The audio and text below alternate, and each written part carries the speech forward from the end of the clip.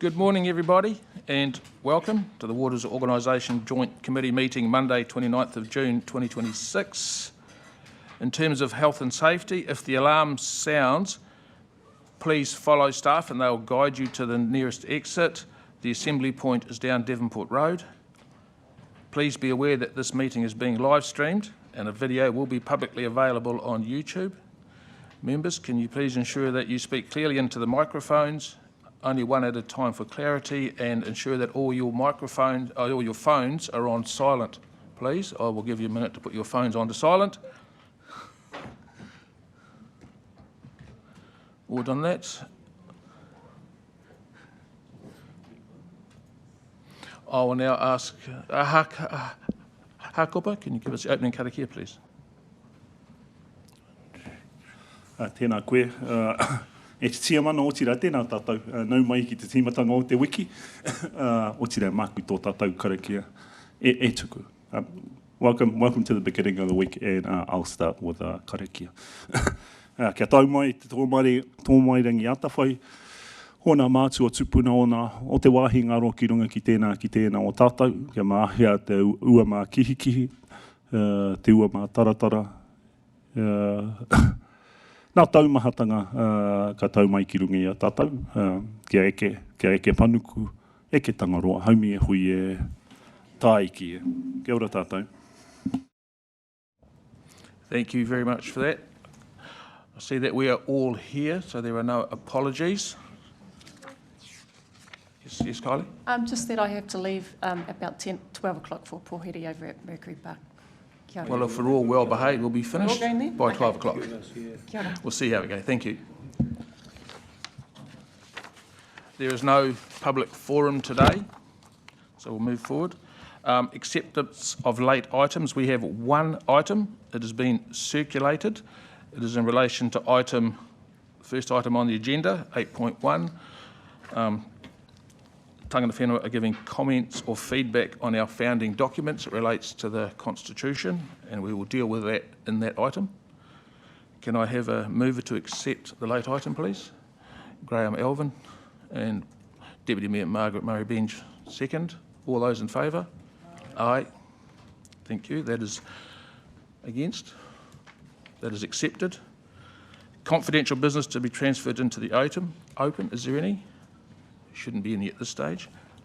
Change in the order of business? No, we'll run through the agenda as shown. Declarations of conflict of interest? No, there is none. We'll move on. Now, business, item 8.1, Water Organisation founding documents. I would like to take this in order. We'll do the Constitution first and deal with that, and then we'll do the shareholder agreement second and deal with that. So speaking to the first part, the Constitution, is Christine going to open, or is she going to leave it for Charles and Tyler? Oh, Adele will give us some feedback. Welcome, Adele. Floor is yours.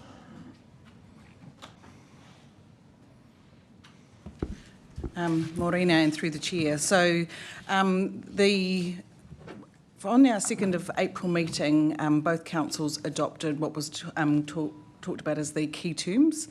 And these were going to be the philosophical underpinning of our constitution and our shareholders agreement. So both Charles and Tyler have taken that information and basically fed it into the documents that you've got before you today.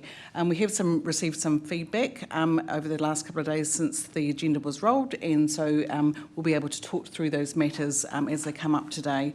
But ultimately, the key reason for doing with this was to formalise the documents. They have been through Simpson Gresson, our legal lawyers, who are also advising other councils around the country. So for some consistency, that's the approach that's been taken. But I will hand over to Charles and Tyler to take you through the documents. Thank you.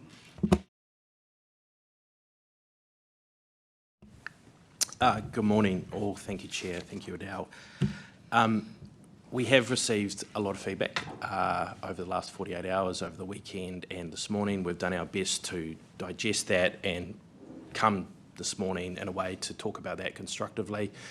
before we get into that, we do have a short presentation, which we think would be useful in kind of just setting the scene and reminding us all how we got here. So, started in September of 2025, we entered into a commitment agreement between the two councils that formed the joint working group, and all of you here today were part of that process that involved, I think, in excess of 10 meetings in late 25 and early 26, where we negotiated and worked through the key commercial terms for the establishment of the water organisation. Those commercial terms were approved by the two councils in March, and ultimately there was a decision to proceed with establishment and approve the due diligence in April. So we're here today to present the draft constitution and the draft shareholders agreement. They, from this point, will be referred to as the founding documents. And we're here today to seek your recommendation to take these two documents through to the two councils for final approval. So you will have the option to either approve them as attached to the covering report, or approve it as attached subject to clearly defined amendments. So just to put some context around where we've got to, the current drafts, as mentioned by Adele, they have been based on the DIA's templates, and that was a deliberate decision to keep costs down and to ensure that there's consistency across the nation, and that we wouldn't be an outlier. So we've relied on the DIA templates. We have also relied on Simpson Grierson as experts in managing this work. The founding document, the commercial term sheet, has directly informed the founding documents, and to enable a sort of roadmap, so to speak, for you to understand and digest those founding documents, we've attached to the council report at attachment 3 an updated version of the commercial term sheet with a new column, which specifically identifies where in the founding document you can find a particular commercial term. So hopefully that has been of some use. In terms of the key features of the Constitution, it establishes the water organisation as a water organisation under the Act. It restricts its business to water-related services and related functions. It includes public ownership protection over and above what is prescribed under the Act, and that was one of the clear directions from the joint working group process. It sets out the governance framework for the board, including the appointment of up to 5 directors based on a skills-based matrix, and it also addresses the need for ring fencing. And I know that there has been some feedback that the ring fencing requirements should be in the shareholders agreement perhaps, and we'll speak to that later in our presentation. So the shareholders agreement, that is primarily a document between, not primarily, that is a document between TCC and Western Bay. It establishes the joint committee, so it establishes this group. It defines the reserve matters for shareholder approval, and it deals with both Class A shares, which, as we've discussed at length, is about voting rights, and it deals with Class B shares, which will reflect the assets that are ultimately transferred to the organisation by each council on completion of the transfer agreement. It also puts together a statement of expectations framework. It sets out some transfer agreement principles which will inform our work that is to come over the next 6 months when developing those transfer agreements. It sets out a clear process for onboarding new councils. It sets out a clear process for a shareholder to exit the water organisation in the future. And it does other things like include a structured dispute resolution process.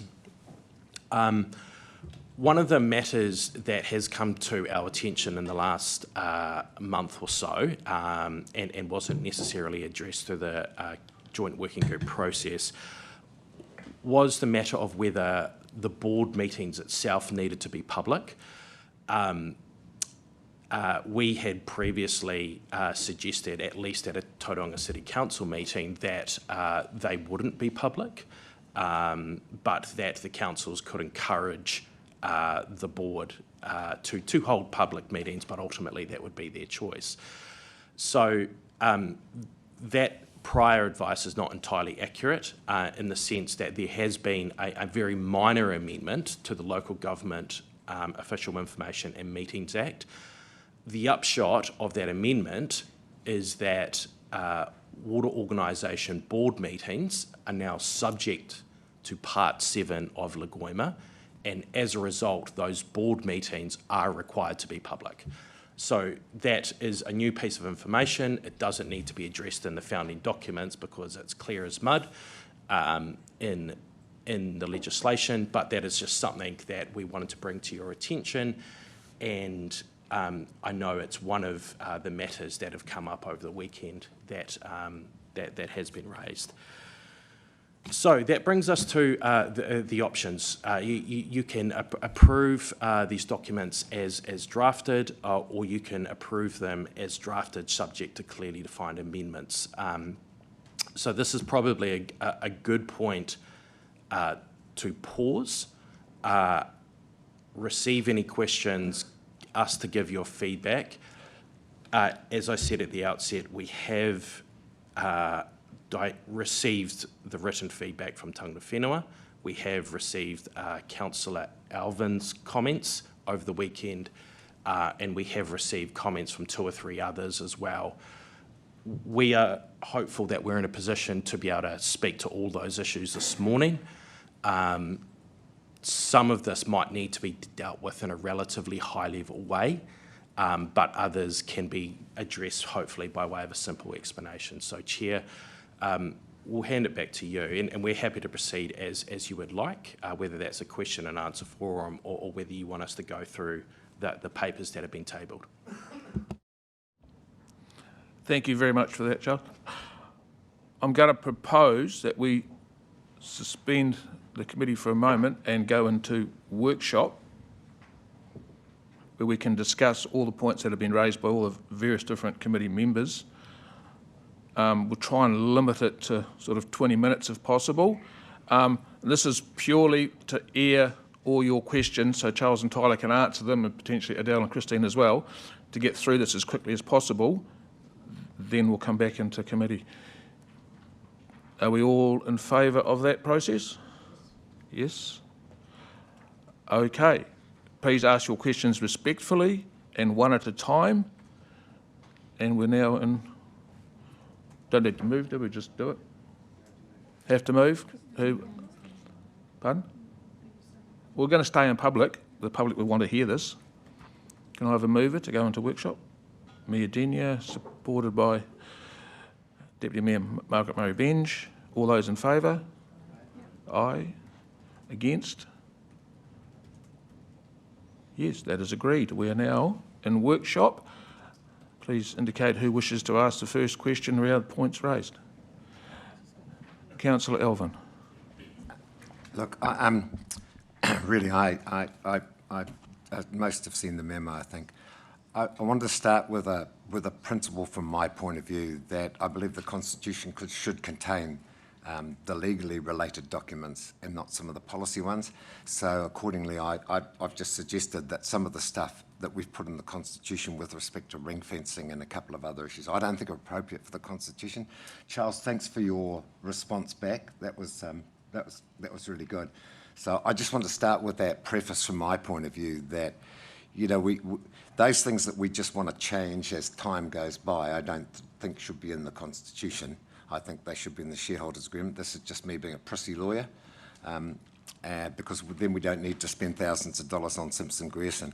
You know, I sometimes wonder whether and it's always difficult being a poacher turned gamekeeper. I also often wonder whether lawyers draft documents to build in their future incomes, and so I think this is one of those. And then I've made a few other comments that we can work through, but that was just my starting preface.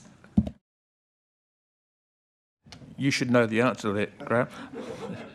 Mayor Denia? Thank you. Just on a sort of related comment, there's a point where if there's a conflict between the Constitution and the shareholders' agreement, the shareholder agreement takes precedence. Is that I'm not a lawyer on these things, but is that right? Because for me, a Constitution seems more fundamental than a shareholders' agreement. But I'll take advice on that one. I think ultimately there's no right or wrong way to do this, but it is helpful. I mean, in an ideal world, there is no conflict between the two. And hopefully we've drafted in a way that that situation will not arise. And if there is a situation where the Constitution says one thing and the shareholder agreement says a diametrically opposite thing, then we need to have a mechanism to know which one prevails. In this instance, we have said that ought to be the shareholding agreement. But really, there's no right or wrong way to do it, and hopefully it's something that never comes to fruition. So, seems more theoretical, but at the same time, it just seems the wrong way around. And I don't know if my colleague Graham has a view on that as well, all your experience.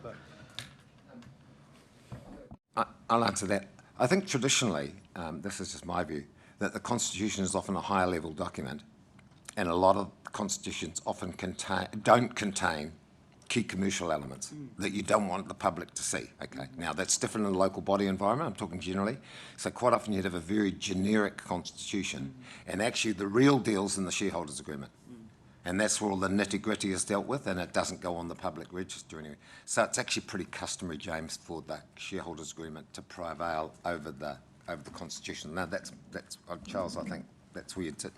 Even Tyler, even you guys up at the castle on Elizabeth Street would agree with that. I'm comfortable, and thank you.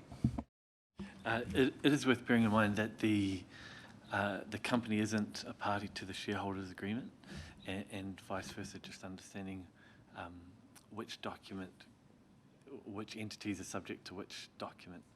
And by making the shareholders' agreement primary, you're saying that the shareholders more or less have the final say.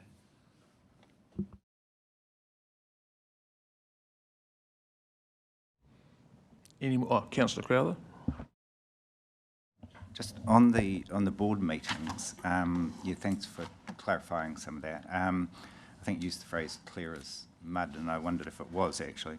To me, the workshops should also be included in the same way as meetings, and the Ombudsman was saying quite clearly that workshops and other gatherings should be open by default, and that workshops should be closed only where that is reasonable, and what is reasonable is under the same criteria in Lagoima as council meetings. And they reference the UN Convention on the Rights of Persons with Disabilities and other legislation. So I see no reason why, given the public interest in this, that it wouldn't be treated just the same as any council. And Tauranga City Council certainly has an approach which is that workshops by default are public, and I just think workshops should be by default. It means if there's any commercially sensitive or other allowable reason under Lagoima, there's no problem, we just go into public excluded. We do that all the time, and I don't see why a board meeting of a public entity owned by the two councils would be treated differently. So from a legislative point of view, it's only the board meetings which would meet the definition of meetings under Part 7 of Lagoima. Workshops or briefings, by definition, do not meet that definition under Lagoima. With that said, there's nothing stopping the board from holding those briefings or workshops in public, but ultimately that needs to be at their discretion, just like it is for TCC or Western Bay to hold those briefings or workshops in public at their discretion. I would like to look at whether there's interest from the two councils who ultimately make the decision in actually forcing the issue and requiring the board to do that.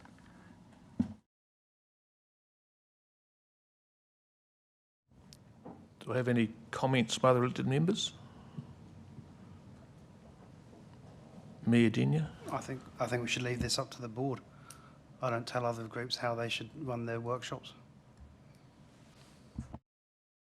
Yeah, I'm leaning towards the board purely because of some of the subject matter of some of those workshops could be specific to a particular group, a project, finance, and yes, if we give the intent to the board that as much as possible, all meetings will be public, but it's their discretion. We are employing them to perform a function. Councillor Crowther? I still don't, the rationale just seems strange to me. We are setting up this, this organisation. It's not like it's some abstract entity that's just come out of left field and it's got nothing to do with us. So in terms of letting them run their own affairs, we're not letting them run their own affairs because we're putting a whole lot of things in here, including ring fencing, and I imagine that our acting chief executive probably would rather not have ring fencing, would be my guess, but it's still there.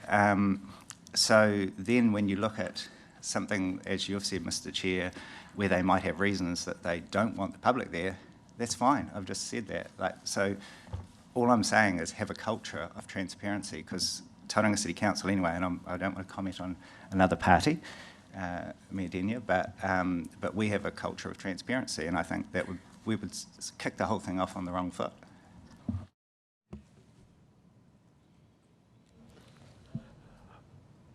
Guidance for the board is that be best done through the statement of expectations, not the shareholder agreement. Correct. You could include a comment to the effect that in undertaking its business, we encourage the board to do so transparently.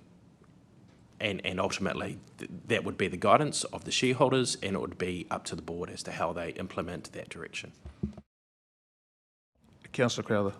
So is there something in the legislation that precludes councils from setting up in the Constitution that the board meetings are open by default?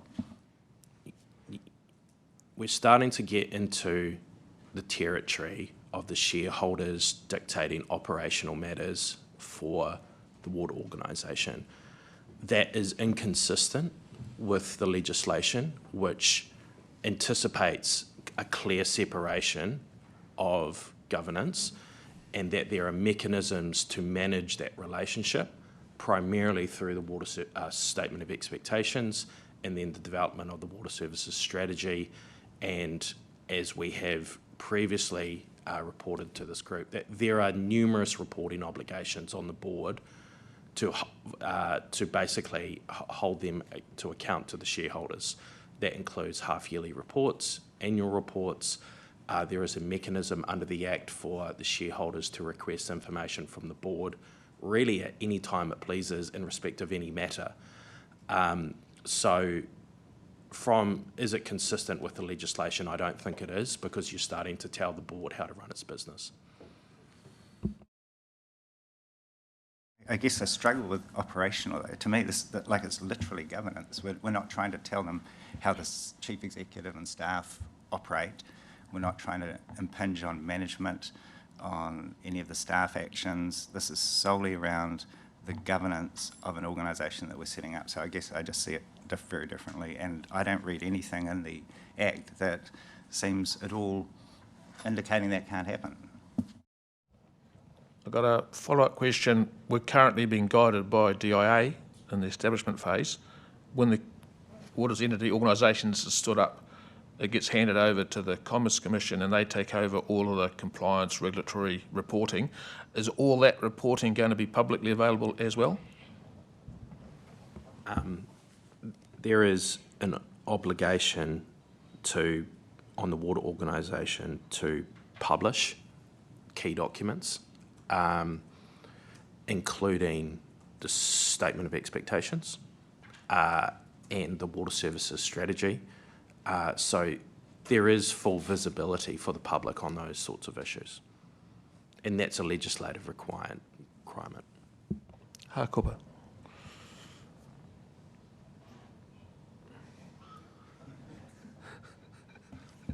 Thank you, Mr. Chair. Tangata Whenua have provided a paper prior to this meeting. Will they be incorporated into the Constitution? Yes, no, and why not? Please. Kia ora. Thank you for the really detailed and thoughtful paper. So we have gone through this yesterday. We think that a number of the points that you have raised are really valid ones. But we, at this point in time, there's probably a mixture of response here. Some of the things that amendments that you have requested, we believe already dealt with in the existing founding documents. And by way of an example, it would be involvement of tangata whenua in the selection of the board. Our understanding is that tangata whenua have had that involvement already through, one, input into the board skills matrix, and two, ultimately, the candidates that will be recommended to the shareholders that will form the board will go through the joint committee for recommendation, and tangata whenua will have input at that point. So that's an example of something which we think is already dealt with. There are other matters that discuss and provide direction around engagement, and we're of the view that some of those matters are likely better placed in the statement of expectations and or addressed in the significance and engagement policy which the water organisation will need to develop themselves. And that significance and engagement policy, Ariel's sitting out the back, is currently being developed at the moment. We will have to go through a public consultation process on that significance and engagement policy. And so again, there'll be an opportunity for people to provide feedback on that document. And so some of those issues could be addressed through that forum. And a lot of the proposed amendments probably start to go beyond what is strictly provided for under the legislation. So I think Section 7 of the Local Government Water Services Act provides general direction that all persons must comply with the treaty and treaty settlement obligations. And so a number of the proposed amendments from tangata whenua would be reinforcing that legislative position. And so whether you choose to do so in the founding documents is not so much a legal issue as it is a political issue and for you as a group to work through. And so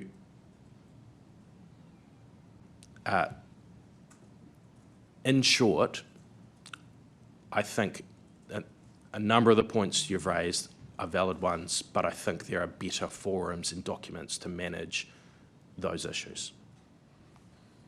Honourable Kiritipu Allen.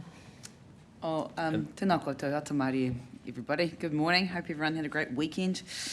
Thank you. Appreciate your responses, and also note that you must have been working on a Sunday to formulate those views. So really appreciate that you've turned your mind thoroughly to these issues. I think what we were wanting to do and make sure was conveyed through these foundational documents is that, to the very best extent really, we were protecting the water organisation from any undue and unnecessary complications that could come later if we hadn't have done some of the groundwork things right first and foremost. So I think you mentioned that there's a discussion around kind of engagement, how things should be done. Well, what we've really done is broken down by dint of statute and statutory obligations, who needs to be talked to at what point, so that there's no confusion and poor Kevin's not left at some point having to go, oh gosh, I've spoken to the wrong people at the wrong place at the wrong time. We don't consider that that's an operational one. That's quite substantively it carries statutory obligations and responsibilities, and we want to set that really clear in these foundational documents. Two is that Well, yeah, I guess at each juncture, and you'll see that we've provided additional comment right throughout all of the documentation. And it may be useful to go through it just blow by blow if that's helpful. But in any area where it might not be at the forefront of a decision maker's mind, to say, well, actually, that there might have treaty obligations and considerations that needs to go with. And I'm looking down at the moment at the amendments to clause 2.3 and the purpose. There, what we've essentially done is that we've drawn out about why it is that we're acting consistently with treaty settlement obligations within that service area, and we're recognising and providing for the role of kaitiakitanga in the stewardship of that water resource and water infrastructure. Prior to then, we've bedded in a definition of kaitiakitanga up into the primary interpretation documentation. So we've just tried to connect everything, and it might not have been at the forefront of your mind when you're drafting these documents, so it's not any slight on your technical drafting skills at all. But what it is it's a risk mitigation approach to anything that may fall out of the statutory obligations, the overarching statutory obligations within the Water Services Amendment Act, but also within the treaty settlement bills and obligations as well. So we were trying to link that as tightly, as closely as possible through all of these foundational documents. So it's something we don't have to deal with on an ad hoc basis in terms of implementation at steps later down the track. But I'm happy to go through these as is useful. Ultimately, look, if we take your proposed amendment to clause 2.3 in the Constitution as an example, and I take that because you've just spoken to it. Yeah. I don't think what you're proposing here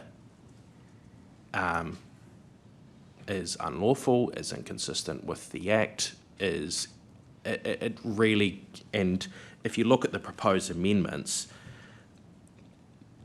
new paragraph C would be act consistently with treaty settlement obligations applicable to the service area.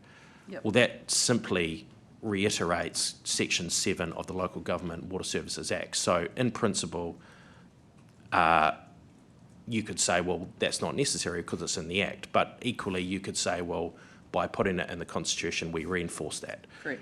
That's exactly where that went. So yes, it is in the overarching Act. And what we didn't want to see, and what we sometimes see more often with this particular area, is that whilst you'll have this overarching statutory obligation, Section 7 says do this, it can get lost in the minutiae once we start to develop out that package of documentation. So, you know, if Kevin and his team, they go to pull out the docs, this is what we're legally required to do, well, those legal obligations are written right there for him, step through, embedded into the primary documentation.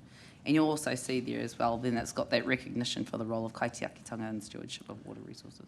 And it's probably that new subparagraph E, which starts to go a little bit beyond the legislative framework, and maybe that's my ignorance in saying that. Well, it's a proposed amendment. So I mean, you've got your Section 7, and then we're saying, well, actually, there's this overarching obligation. I mean, arguably, it is written into the overarching Parent Act, but you know, this is our interpretation of what that says. I think where you get to on all of this is that this is a decision not for Tyler and I to advise on, but a decision for you as a group.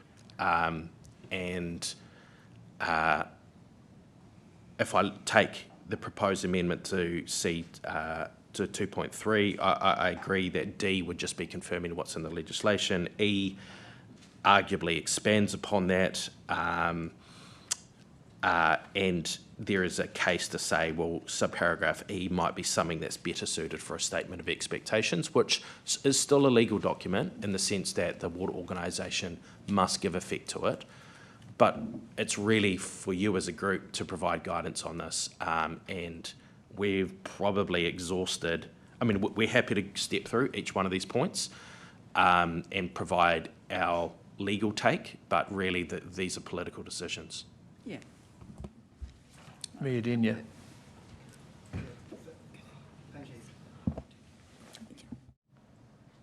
Thank you, Mr. Chair. I think it would be useful to step through them. I think your 20 minutes discussion time, suggested time, was optimistic, but I think it would be useful to step through. I don't actually have a problem with most of them. There's a few where I think could potentially be a little bit of tweaking required. And as an example, I did see on the on Amendment C1, for example, the requirement for engagement with mana whakahono, rohi and maka groups. So from my perspective, that implicitly gives rise to the governance input from Hauraki iwi, which is kind of was a big no-no during the early discussions. So I'm interested in Tangata Whenua's perspectives on that. And then there's other few tweaks later on. For example, in the C4 about the director selection panel, I maybe having a Tangata Whenua member on the panel might be a more effective way than writing a report about how Te Ao Māori is being taken account of. So there might just be more efficient ways of doing that. But I think it's useful to step through this.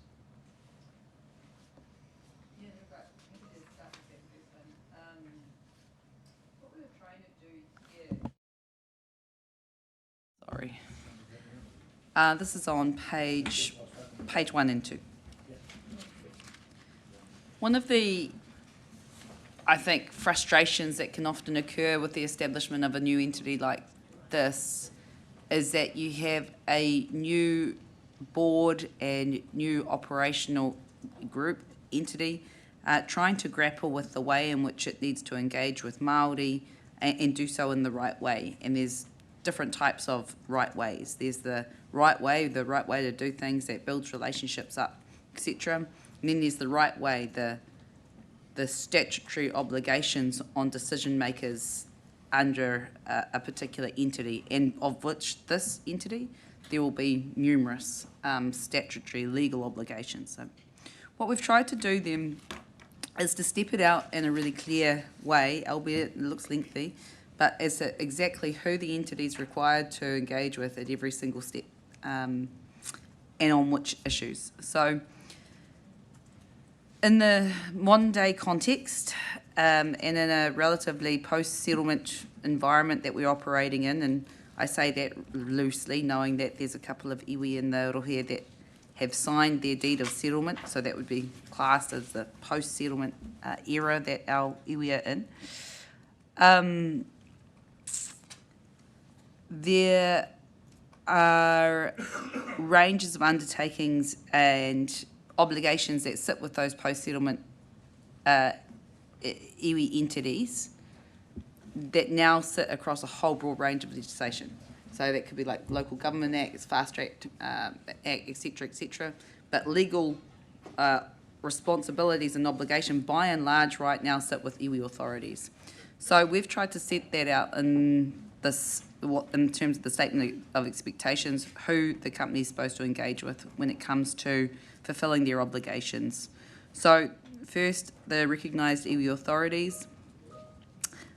Second, treaty settlement entities. So that would be where you'd get the likes of, for Ranginui, which I'm on, it's Ngā Hapu o Ngāti Ranginui Settlement Trust that's the post-settlement entity there. Then there's groups recognised as holding negotiations mandate or currently engaged in treaty settlement negotiations.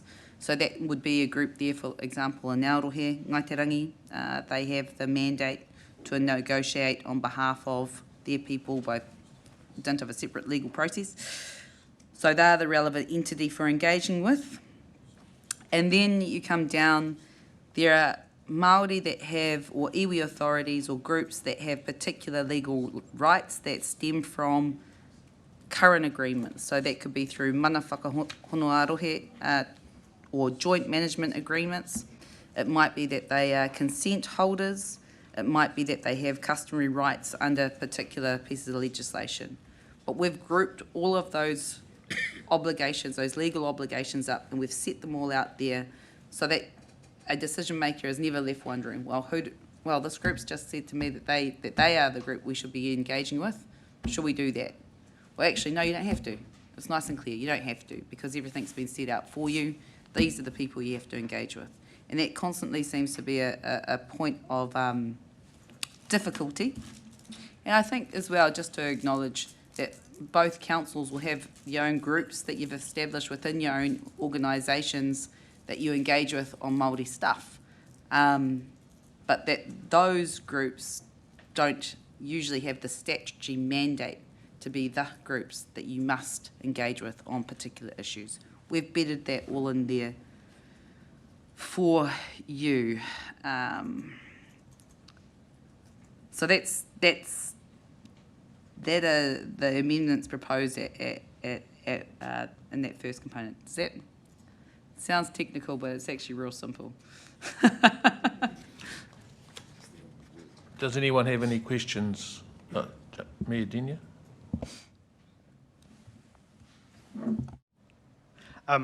So I think my come back to my point about the mana whakahona o rohi agreements. And so I can't remember if we already do, but we are likely to have those from Hauraki having interest in Tauranga Moana.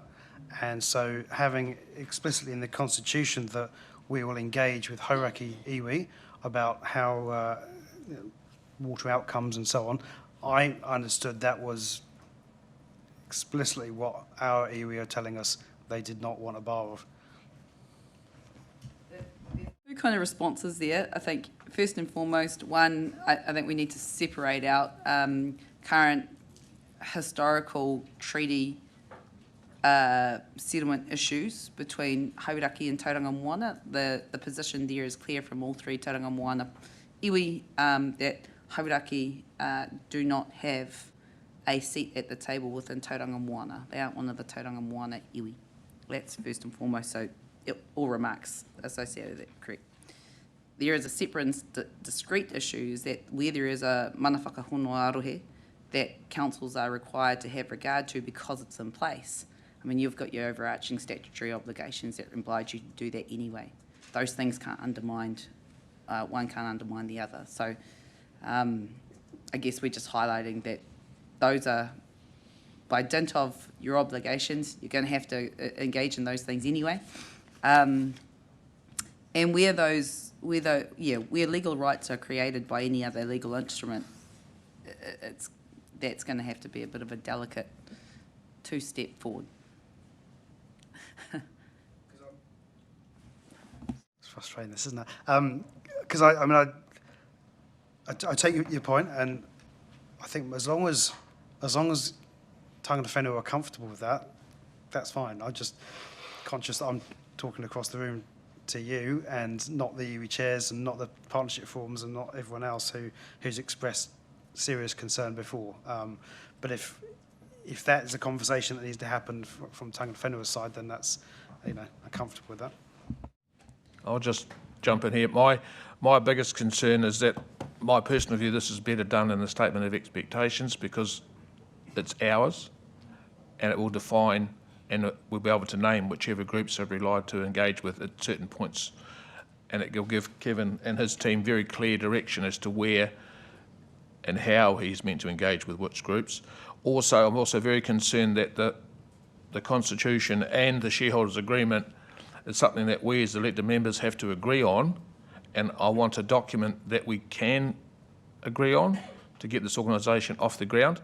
I don't want to try and add into it that what we're not legally required to put in. I understand the intent and I accept the intent, what we're trying to do here.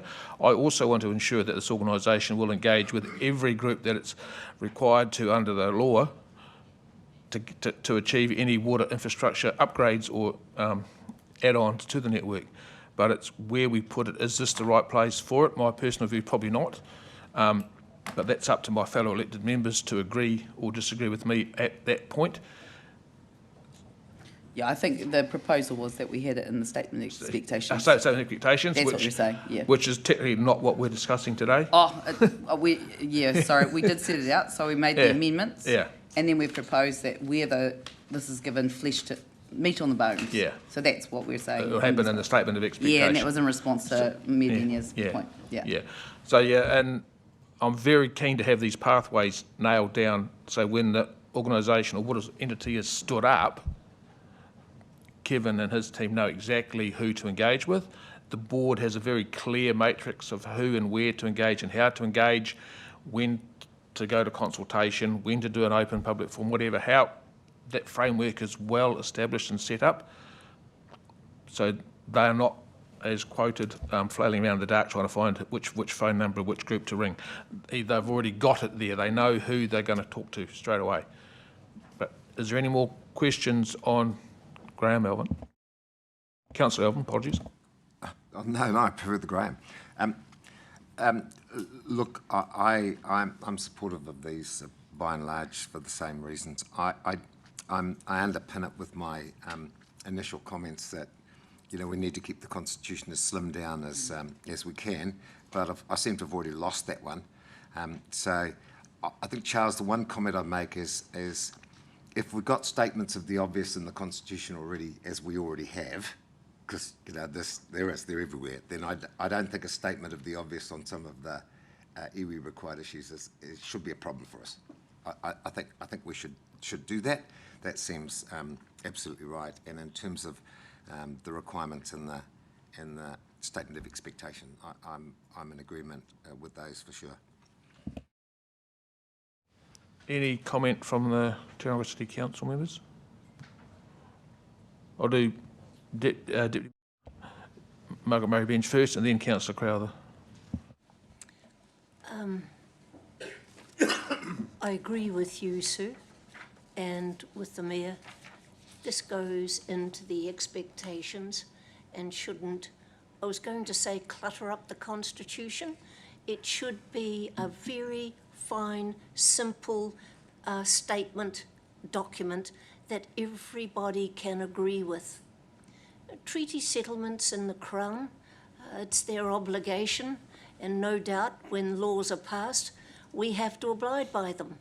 And so I'm not arguing against that, but I am arguing against making sure that we don't make it so complicated and restrictive that we ruin this whole organisation. And for the people out there, they just want clean, cheap water. And the more we complicate things, the more we put in expectations of discussion and going round in circles, it's not helpful to anybody. So please, I disagree with my colleague.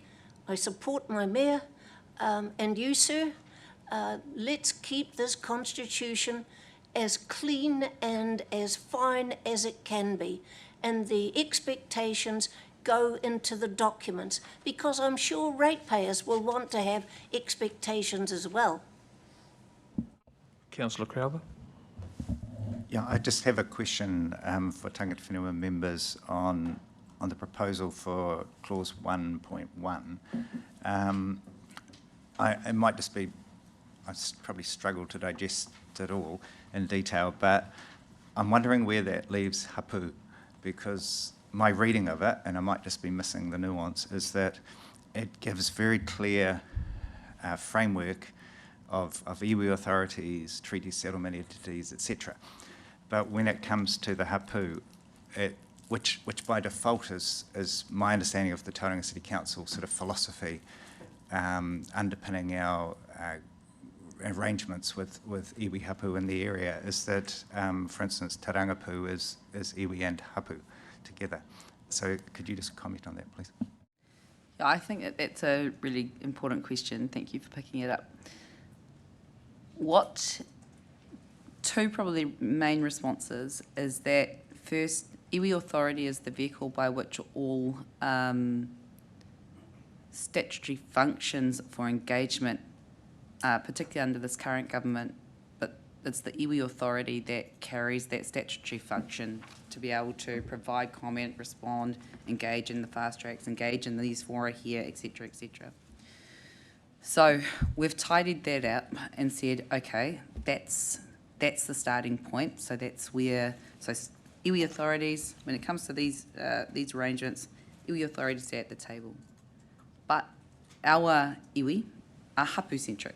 I'm on the board for Ngā Hapu o Ngāti Ranginui Settlement Trust, we're hapu-centric. So we then have obligations to engage with our hapu at the right time, and that's our function, our responsibility. We're kind of taking that off you, taking that off the water organisation, because we say, well, actually, that function should sit with us. We should be, because that's where the legal responsibilities lie. Let's not make the water organisation have to reach beyond further than it has to do. That's the first part. But the second part is where, like I've mentioned, that each of the councils have their own internal groups, rangapu or groups that you have to work with hapu and iwi. Well, those groups are council groups. They're not iwi and they're not hapu. So there's quite a clear delineation, if that makes sense. So what we've tried to do is really set that out. So this just relates to the new water organisation and engaging with tangata whenua. It is through its iwi authorities, and its iwi authorities which carry legal responsibility will do X, Y, Z in response. However, if the councils want to go engage in their own internal processes and get their own advice, I mean, that's always an avenue that's open to anyone. A quick follow-up question, Councillor. I guess I sort of, on the one hand, I appreciate taking stuff off our shoulders, because obviously that could save the board and the staff time. For me, it's sort of, again, like a principle, though, that, I mean, I'm not trying to say anything profound at all, because I'm not a treaty scholar by any means, but I just fundamentally have the view that mana whenua, as I understand it, does lie with those hapu. And so it's nice to get rid of that obligation in one ways, but we've had situations since I've been a councillor where that conflict is very apparent. And I would rather, personally, at this stage, unless I'm convinced otherwise, have it explicitly in there that we will get our board and our water organisation to take on that obligation. Because for me, I just say, well, what do I say to those hapu? Because if the iwi doesn't do what they're wanting and we're not taking those views into account, then as a council we're not doing our role, which is to listen to all the views across our city in our case. And I would like our board to have, in a way, that same obligation to hear the, if you like, a minority view potentially, or even a majority view. No. What I mean is, if there is any dissenting view from, for instance, the iwi entity itself. Councillor Shaw, do you have a question? Oh no, I was just going to make a comment. I supported the chair. I fundamentally, if we look at the documents that we've worked through, if they satisfy our legal obligations through both, the Crown legislation and certainly settlements as they come to us or have come to us, then I think that is appropriate as we have drafted, and believe that more detail and nuanced or whatever is required at a level of statement of expectation. The statement of expectation would be as Council suggests, an appropriate way. I'm not strong on the view. I understand Councillor Alvin will have a clear view, but I'm thinking that we do not need to add more to this at the moment, but keen to hear others. Hakupa, you had next, or Kylie? Oh, Tēnā tātou. Just wanted to respond to Councillor Crowther's comments, in particular with the regards to the forum. So for Ngāti Pūkenga, we don't have any hapu, and so when we look at a hapu-centric engagement vehicle, that cancels us out. And so essentially what we're trying to say here is just recognising that our settlement obligations are considered and prioritised in terms of engagement, not discounting the important value of the council, the Rangapu and other forums that have been established by the by the councils, but just recognising that there are mandated iwi post-settlement governance entities that have been missed out by engaging with these forums. And so that's essentially what we're trying to do here, is just embedding those requirements. Kia ora.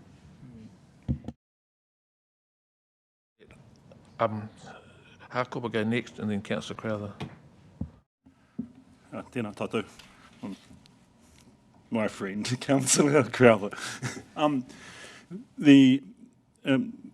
Most things we agree on, as we know, and the point around hapu, iwi, representation and participation in the water organisation is one that TCC is grappling with now in terms of their Māori engagement exercise.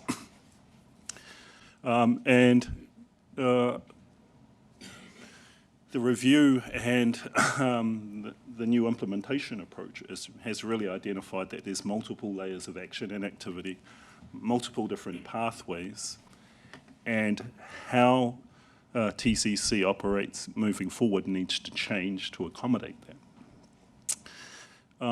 So in how tangata whenua reps have broken this down is that we can see where the component different lanes are, and where the different lines of responsibility are. And so are trying to create a scenario where the water organisation doesn't have to grapple with the things that the Tauranga City Council is. So 1.1 is all about, okay, there are these different approaches and potential partners and existing arrangements, and just acknowledging them, and acknowledging them in the statement of expectations, then it becomes a whole lot easier resolving and including them later. So this will become clear when Ariel presents her paper on the Tangata Whenua work plan, which is where we can just highlight, okay, there's gaps here, here, here. And going through this process, we need to manage those different component voices which are important. So 1.1 is the attempt at, yes, recognising the different voices and the different layers of contribution, and creating the foundation for which they can be included, preserved or improved in the new water organisation. In actual fact, the water organisation, Kevin, you're far more fortunate than the current councillors, because you can create something from a blank slate. So take the many good practices that currently exist amongst the current councils, and then just dump the ones that don't work. And we can offer you clear guidance on how that can be done. Thank you very much, Councillor Crowther, and then I'd like to wrap this up and keep moving. Yeah, I appreciate the thoughtful responses. I still kind of stick to my view, which, to be clear, is that I'm supportive of A to E, and I think it's very helpful, and I think it's what we've needed on our council. I won't, again, speak for Western Bay, but and I was somewhat surprised, would be an understatement, at some aspects of our engagement at an iwi level especially, when I came into my role. That said, I still stick by my fundamental point, which is I would like an F or a G or a whatever letter it has to be, Z if necessary, that hapu is included in that list. Because for me, notwithstanding all the comments from everyone and the rationale of, and the importance of that hierarchy, I still think those views should be explicitly taken into account. It's like we have to do that at a wider community level, but to me it leaves a bit of a gap there, and I guess it's wanting to just close off any option at all. And I understand that, for instance, with Ngāti Pukenga and potentially with Ngā Potiki, which is I guess quite a critical slash iwi slash hapu, depending on how you define it. But there are other hapu in the area who have expressed, and people from those hapu have expressed to me concerns around water issues that are not being addressed at a hapu level.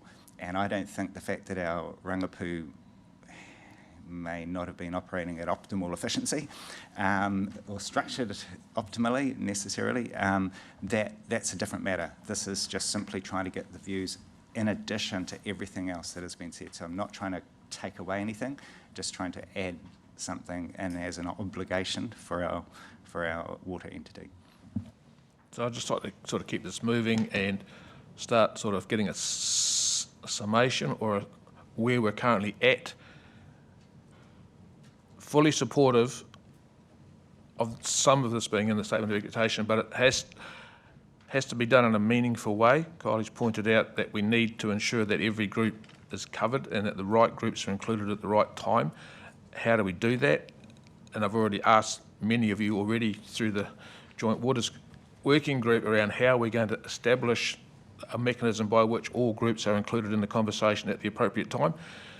But for the purposes of what we're currently discussing, the Constitution, what do we want to see in it that's very minimal but ensures that consultation is prioritised at the right time? Can we add a line in, Charles, that just encourages reference to the statement of expectations around consultation? I do not wish to add any more words to the Constitution if we can get away with it, but what can we put in there that drives or ensures that Māori, iwi, hapu consultation is done thoroughly? So the statement of expectations is a shareholder document. So the appropriate place for this would be the shareholders agreement.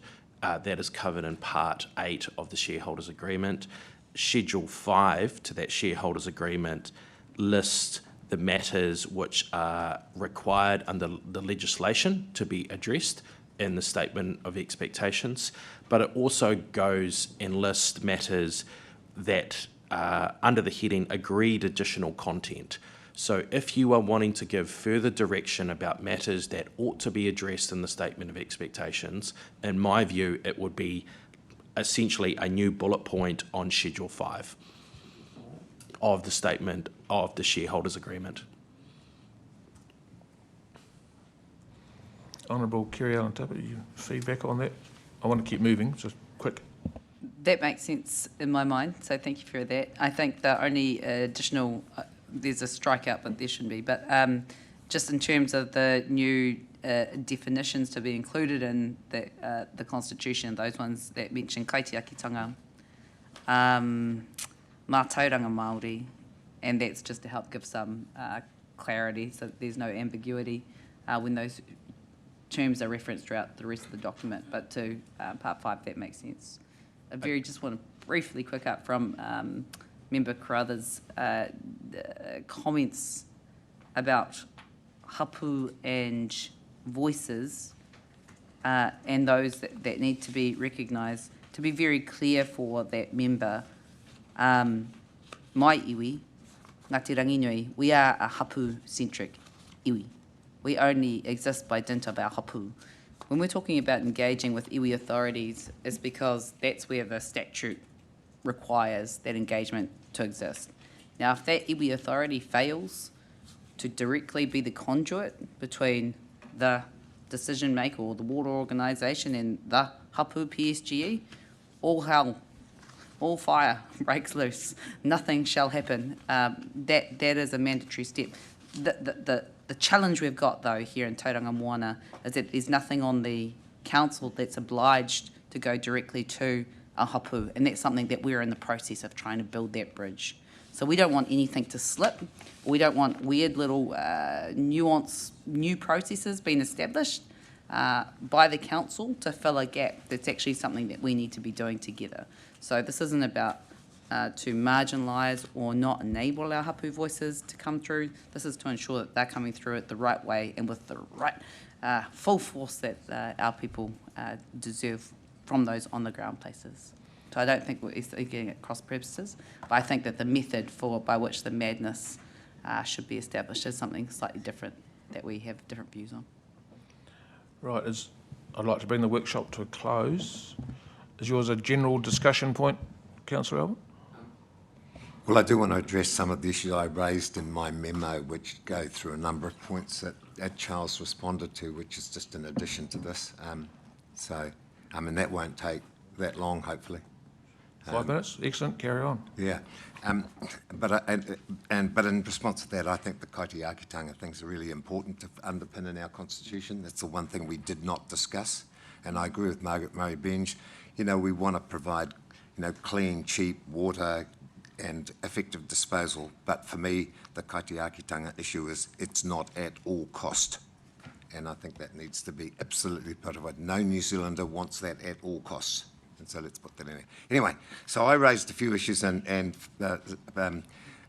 look, probably Charles responded to some of them, so I'll brush over them quite quickly. I had a preference that some of the matters in our constitution, and they were 2.27, 2.8 and 3.2, which were largely policy matters around ring fencing, should come out of the constitution and go ahead of the shareholders agreement. Charles has responded to that. Charles, you want to respond to these as you go along? It's probably not much in a day, or just do them all at the end. I think we just knock them off as we go. Yeah. So I had a view on that. I think that once again, it's just a view of how we feel about that. And Charles said, I think if I summarise, Charles said, look, you know, maybe it's better in the constitution, and he can explain that. Yep, so the reason that we've put it, we openly accept there's a number of ways that these could be drafted. We have put it in the Constitution because that is a document that binds the water organisation. The shareholders agreement is, as Tyler mentioned earlier this morning, is an agreement between TCC and Western Bay. If you were to move the ring fencing requirements from the Constitution into the shareholders agreement, we would say, okay, that's probably acceptable, but you will need to make sure that that shareholders agreement is ratified by the water organisation as a pre-incorporation document that is then binding on the water organisation. So it's a sequencing thing. The shareholders agreement is prepared before the water organisation exists, so it can't be a party to it. You then incorporate, and then the water organisation would pass a resolution once it's incorporated that essentially says, notwithstanding the fact that we're not a party to the shareholders agreement, we agree to be bound by it, and that's a very orthodox process under the Companies Act. I think the relevant section's 182. Yeah. So it is a style thing. We are not wedded one way or another. Thanks, Charles. I'm not wedded to it either. The next thing is really 7.38 in the Constitution, which says that it's a permitted transfer to another local authority within the service area. Now, I just wanted to delete that. I was happy that any successor local authority was in there. So this is a free transfer, don't need to do anything. My belief is if there is another local authority for some godforsaken reason is set up in here, that they automatically become a shareholder. I don't think they should. I think there may be particular issues that we might need to negotiate. Charles got a different view on that. Perhaps he can just run through that one. Look, this is a nice to have. You don't have to have it. We all know that it's an incredibly fluid process in terms of local government reform. And this, to a certain extent, kind of puts in a mechanism to help manage that process. But ultimately, if there has to come back to this group and the shareholders before any transfers of shares are put in place, whether that's for a successor or otherwise, then look, that is absolutely fine. That this is a political call. You do not need to have it there. And the last thing I should note is that this is an example of something that's literally been lifted and shifted from the DIA template too. So others will have it. Yeah, for us around here, I'd prefer to have it out. That would be my view, but we can talk about that further. A couple of other matters that I don't think we need to talk about, Charles, in terms of my weasel words in there. I don't think they're going to affect anybody. Unless you want to address those, I don't think they're big deals for anybody other. I don't think they're a big deal at all. It's just around putting some clarity that, one, you can remove a director at any time. So I'm sure as a group of shareholders you want to make that very clear, and the same applies to the chair of the board. You will remember that you gave us direction that the shareholders will appoint the chair, and really what you're saying here is that you can replace the chair at any point during that term too. So, look, it's essentially consistent with what you've already given direction to us on. A couple more that I think are a little bit a little bit more interesting. Clause 1219A, and it's not an uncommon clause in constitutions that directors can effectively double dip. That they can be both the director and their firm be retained to do certain work. I don't like that. You know, we're excluded as councillors by sitting on any water organisation. I don't think we've got such a deficit of board members that we need to allow them to then provide professional services to the water services organisation. I would be happy that could be limited to a dollar figure if there were some instances where you say, hey, could you go and do this job for us? It could be limited to a dollar figure, or that it could be approved by the joint committee. But I don't, and there's been a number of horrendous examples which I won't bore you with at the moment, but I think that reduces the transparency around the board table. So I'd be strongly against that clause remaining in there, that I'd rather you could not, if you're a director, retain your professional organisation or do professional services work yourself. Graham, if I may, I'd be comfortable if it comes back to the joint committee. I mean, I don't expect this to happen very often, but I'd also wouldn't want it to be precluded just because rules are rules. So I think if it were to come to joint committee, I'd be comfortable with that. And I'm not unhappy with that, because in the end it's a matter of this transparency issue, and so I'm not. The principle for me is that shouldn't get away. Shouldn't just be taken as rote. Just to clarify, if it comes back to the joint committee, by definition that means it's going back to the councils too. So that may be a relatively cumbersome process in the event that you want to move quickly, because they would have to go to the joint committee for approval. The joint committee would then need to make a recommendation, and there then need to be a formal council meeting of both the shareholders. So we understand your concerns. We think you should keep the door ajar to keep this as an option, but whether you put in some constraints is a political call. You wish to comment, Deputy Mayor? Yeah, I mean, I think this touches on where and when the joint committee should actually have decision-making powers. No one envisages it making like big money decisions, but if it's trivial stuff like this, that we're quite capable of, it doesn't need to go to council whether, one of Kevin's fellow directors wants to provide staplers or something. I mean, it's ridiculous. So look, maybe that's something to think about in the terms of reference, and that maybe that list of what the joint committee can do expands over time. That would be my view. And my comment on that, or us as a current joint committee, this current format will exist until 1st July 27. If we're successful in standing up the waters entity, this committee will have to change in some form, because we've done primarily what we were set up to do. So when we do the change process post waters organisation, this committee may change, and there may be some things that the respective councils do actually delegate us, and this may be one of those things. But that's a long way down the track. We still haven't set up the waters organisation yet. So, but these are things that we can bear in mind once we're established. Have we pretty much come to an end in this space, Councillor Alvin? Just one more. I think the other thing is I'm particularly concerned about is that director appraisals shouldn't be internal.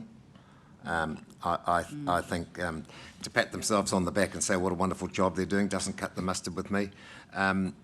I think that needs to be an externally driven process on a biennial basis, so there's accountability to the councils, and that clause is, I think, 13. Oh no, sorry, 1220. Yes, clause 1220. So I can probably cut through this pretty quickly. There is both that's going to happen. So if you look at the terms of reference for this joint committee, there is a requirement for the joint committee to undertake an annual written appraisal of the of the board. In addition to that, the board also undertakes a self-assessment of its performance every 2 years as well. So there is both, and perhaps we can just clarify the drafting at 1220 to cross-reference. There we go, we're cross-referencing again. So. And I had one final comment that I think Charles alluded to, which was the a requirement to ratify any pre-incorporation contracts which loop around the other issue we talked about earlier. And I think we should put in there anyway, just as a reminder, there's some stuff we're doing that may well affect the company, like appointment of our CEO, that will need to be ratified at some later date. And I don't think there's a big deal about that either, Charles. Is there? Just to clarify, I agree it's not a big deal. Are you talking about ratifying the shareholders' agreement as a pre-contractual document, or are you talking about a process to ratify under Section 177 in the event the board makes a decision that arguably, well, ought to have been reserved for the shareholders? Lawyers love this stuff, even old lawyers. 177 is a ratification process which enables us to correct a defect, I think, and I think we're satisfied that it is ratified in the same manner that the original agreement was made, so that covers off that it goes back through the same process. I wasn't happy with that. No, it was the pre-incorporation contracts I was concerned about picking up on, that I think we needed to just collect up and remind ourselves that there may be some contracts we need to ratify that we've made during the process that are actually company matters that we need to agree to later. But I think it's non-contentious, really, Charles. So Thank you, Mr. Chair, for that indulgence. Thank you. So you're referring to contracts that we may have signed during the establishment phase that the board should have had oversight over, but we don't have one yet, so we're doing stuff. So we have to ratify it once we've got a board yet. Exactly. Fully exactly understand. That. Fully understand. So it's a pure procedural thing. Totally agree. Totally on board. Mayor Denia. If Councillor Elvin's finished his list, I've got a few, so sorry about that. It's just 6, and I'll try and rattle through them quickly. Item clause 2.6, public ownership, talks about benefiting from private funding or financing arrangements. Private arrangements do not result in any transfer of ownership of those assets. Does that preclude sale and leaseback type arrangements? Because I wouldn't want to preclude those. Sorry, I was prior. Clause 2.6. 2.6 of the Constitution. Yes, these are all constitution questions. What was the So exact question? the What was issue the is subject matter? accessing private funding or financing arrangements, as long as it doesn't result in transfer of ownership of those assets. And I wanted to make sure that we're not precluding sale and leaseback type arrangements. Yeah. So, sorry, I'm not quite following the nature of your question. Sorry, probably my mind's in 2 or 3 places at once. Are you able to just restate it again, please? So clause 2.6 says all water services infrastructure and related assets owned by the company shall remain in public ownership. This does not preclude the company from accessing or benefiting from private funding or financing arrangements, provided such arrangements do not result in any transfer of ownership of those assets. Now, a sale and leaseback arrangement would result in a sale of or transfer of ownership, and so I just want to make sure that we're not unnecessarily precluding that option. So you want to leave open the option of sale and leaseback? Yes, indeed.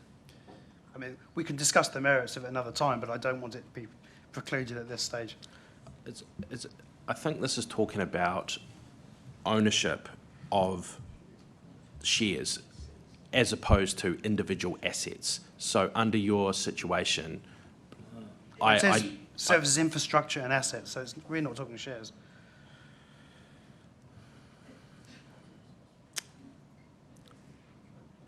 Look, my suggestion is that we probably take this away and come back to you offline. Okay, cool. But yeah, I don't think this does anticipate allowing the company to enter into sale and leaseback arrangements. So if the collective view is that you do want to enable that, we would need to change this clause. Yeah, I think that does need to be looked at. I'll move on to 12.4. I can skim through this. The board may, by majority vote, recommend an appointment to fill the vacancy to the shareholders for approval. Now, I thought that the process was that the shareholders would run a recruitment process for board directors, or is that not the case?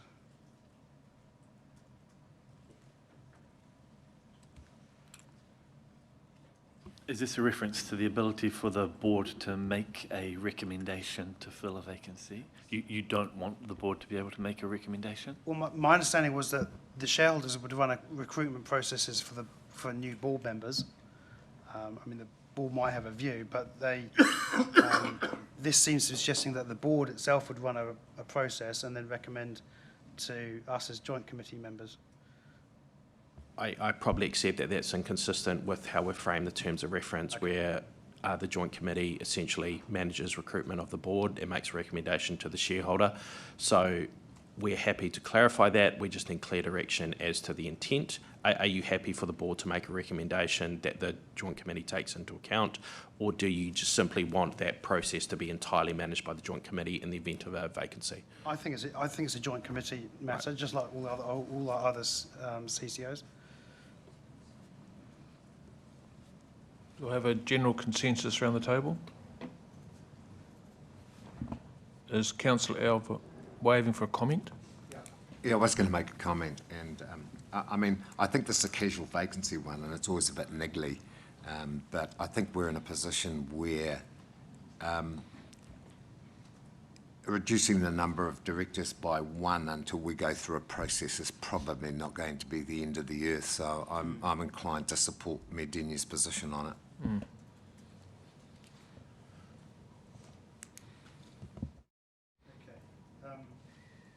12.8, appointment of the chair.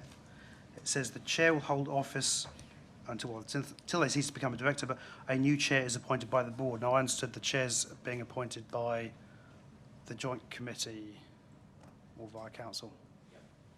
That is a good catch. So 12.8B Roman 2 should be until a new chair is appointed by the shareholders.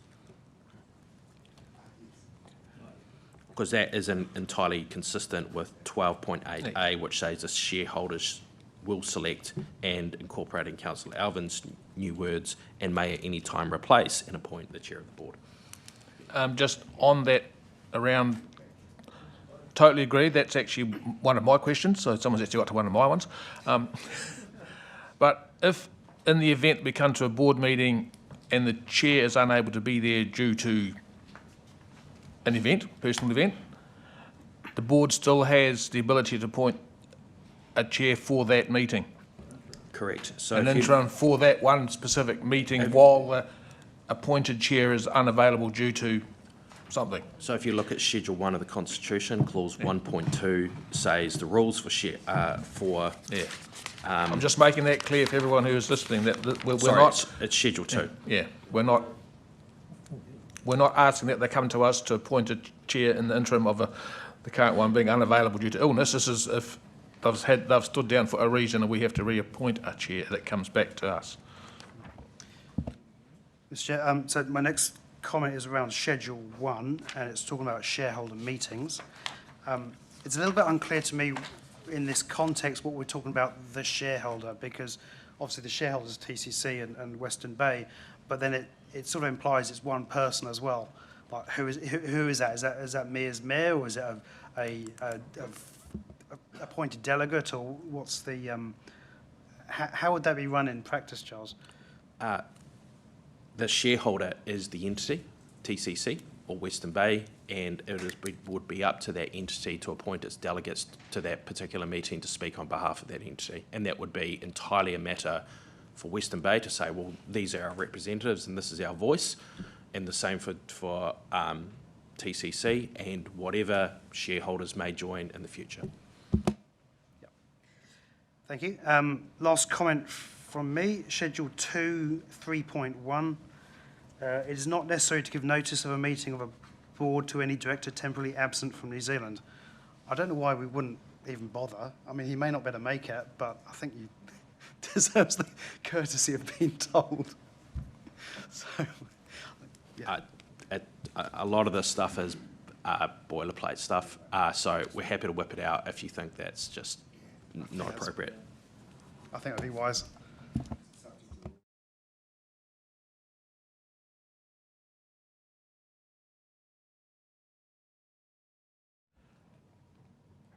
Bearing we're still in workshop mode, any other quick comments? I'd like to draw this to an end. Councillor Crowther, quick.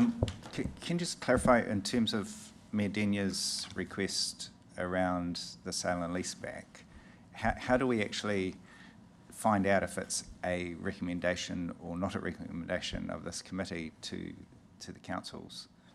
I suggest we go away and have a bit of a think about that and come back to you offline. I'm not in a position to be able to talk about this constructively right now. But meaning it won't go to the next council meeting that was scheduled, is that right? Well, we can come back to you in an informal way and provide advice on that issue. And if it's a matter of significance that you wish to be recorded in our covering report before this goes to the respective councils, then we can address that issue then. Seems quite an important point. I think I have a different view to the Mayor, so it'd be good to know if it is a recommendation or not. Also, can you clarify, I'm still about trying to understand these shareholder meetings. So I understand you clarified that it's each council will nominate its whoever, however many, could be the whole council, could be one, whatever. But is it like is there a voting type arrangement to establish the views, or is it a consensus arrangement to establish the views? At previous meetings, we've talked about buckets of decisions, right? Where it's an ordinary resolution, special resolution, threshold, which is 75%, or a unanimous decision. Under a two-shareholder model, everything by default becomes a unanimous decision to reach the ordinary resolution threshold. So any matter that is reserved for the shareholders will need approval from both TCC and Western Bay, otherwise it does not happen. That starts to change once you have shareholder 3, 4 and 5, obviously. But based on the fact that Class A shares are issued on an equal basis, that is how it would work in practice. But meaning, unless I misheard you, I thought we just, that only some of the elected members may be present. I'm just struggling to understand how you would find out what the views are if that was the case. So there will need to be work in the background by each of the shareholders individually to appoint their representatives or delegates to attend a shareholder meeting to say, as a council, as Western Bay, we appoint this and this person to go and speak at the shareholders meeting and vote in a particular way, and that would be representative of the entire view of TCC, even if there's a dissenting voice within one or two elected members. Okay, my question was simply how is that established? Like, is it consensus or is it voting? Like, is it a formal council meeting with a vote, or is it a non-voting, voting consensus? So there are two stages to this. There is obviously the processes that happen at individual council level to decide how they are going to progress. And then there's the shareholder meetings where decisions are actually made, and that is based on voting. And that is based on the Class A share allocation, which will be an equal basis between TCC and Western Bay. Yeah, I understand that. Sorry, through the chair, how is the decision made as to what the position of the council is going into the shareholder meeting? Because my view, just to cut to the chase, my view is it should be formalised in here explicitly saying that there is a formal council meeting that decides the view on any issues of significance before it goes to the meeting, because otherwise you can tell it's just going to be a mess. So if you take TCC, to form their view, that is a matter for TCC to decide. And my expectation... And that's council for clarification? Correct. Yes. That would be go through the normal decision-making processes where at a council meeting they would say, well, we're going to vote in a particular way. And providing it met the threshold for a decision to pass, then that would be the position of the council. So if, for example, there was a 7-3 split, well, that would still be a resolution that would be passed, and that would be TCC's position that would then be presented at the shareholder meeting. So that sounds like a formal council meeting with a vote? Yes. For the Okay. purposes of decision-making, okay. the shareholders and the elected That's council all I are the was same wondering. person, Yeah. the same entity. I just I wasn't believe sure. Christine's got a comment on that too, councillor. Yeah. I think the reason we're not putting it into these joint documents is the principle we always had is it's not for one council to tell the other council what to do or how they make their decision-making processes. But when this comes to each of the councils, so to TCC, for example, for you to approve the constitution and a shareholders agreement, council could choose to pass its own resolution at that time that says TCC's position in terms of any shareholder meetings will be made by way of a council resolution and mandating the appointed TCC reps. That would be the right place to have that conversation rather than requiring that arrangement to apply to, in this instance, Western Bay, a different council. That's not appropriate. So I think we could land it there, and each council can choose to do that or not do that. That's at their prerogative. And the other question relating to it was, are those shareholder meetings public?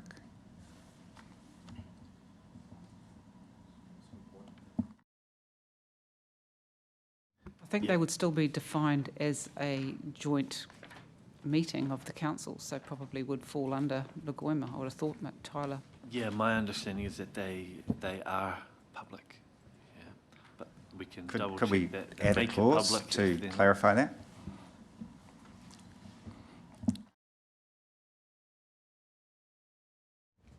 Where are we best to put that, in the shareholder agreement or the statement of expectations?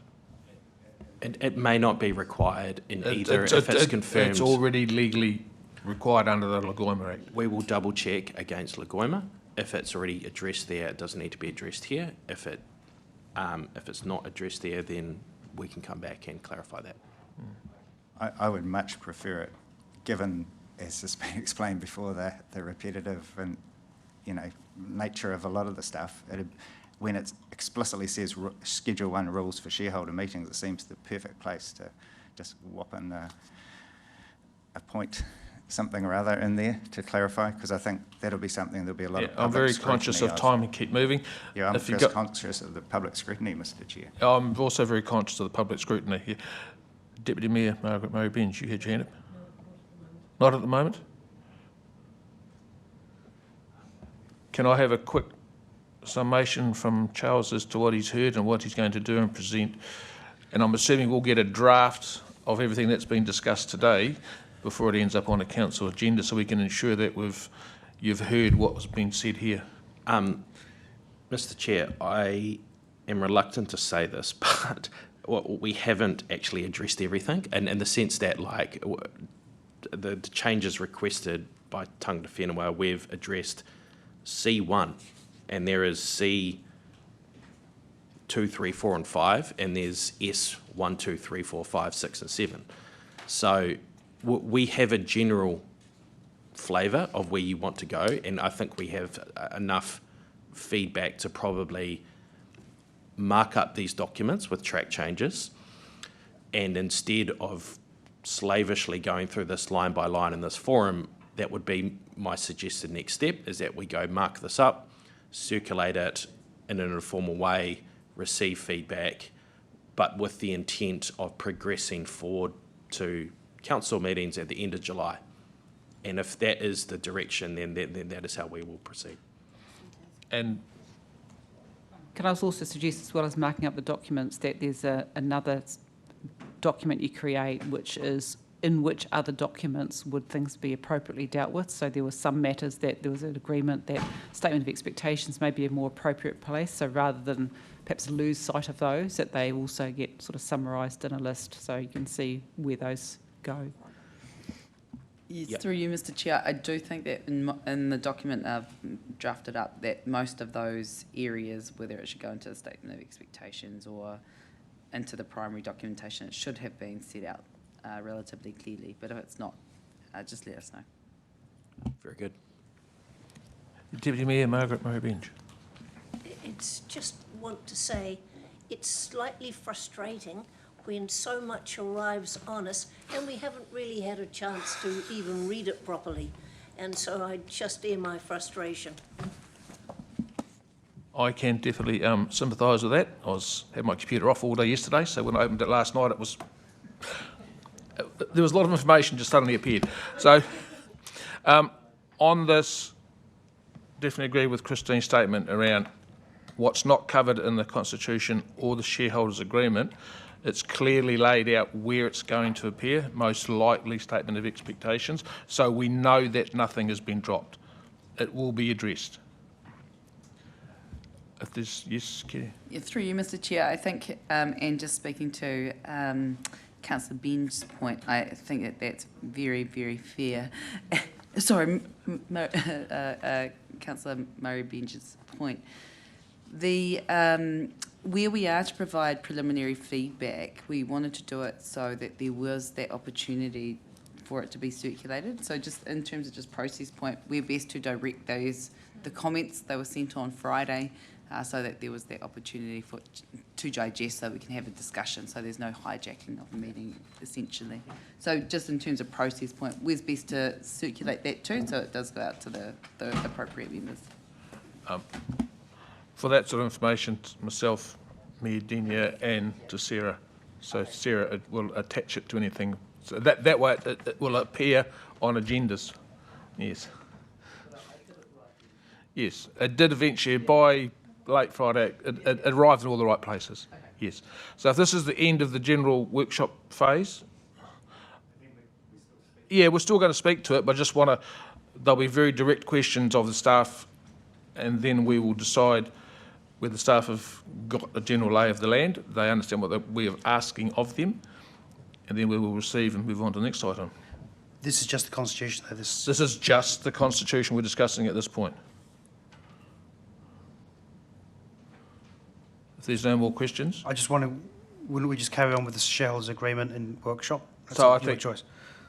That is actually an excellent point, Mayor. I think we'll just carry on out and we'll focus on questions relating to the shareholders' agreement. I'm hoping we've covered most of them already.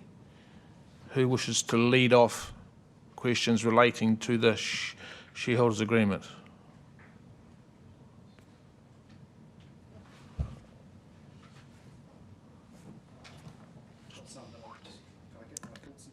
Okay, Councillor Crowthers to lead off. This is questions.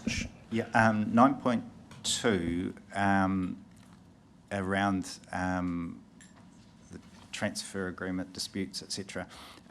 So just to be really explicit, because this came up leading up to the 2nd of April, so am I correct that this can still allow a council to exclude any assets it wishes? So, for instance, Tauranga City Council could exclude Waiari from the water entity, and it would be solely a decision of Tauranga City Council in that example.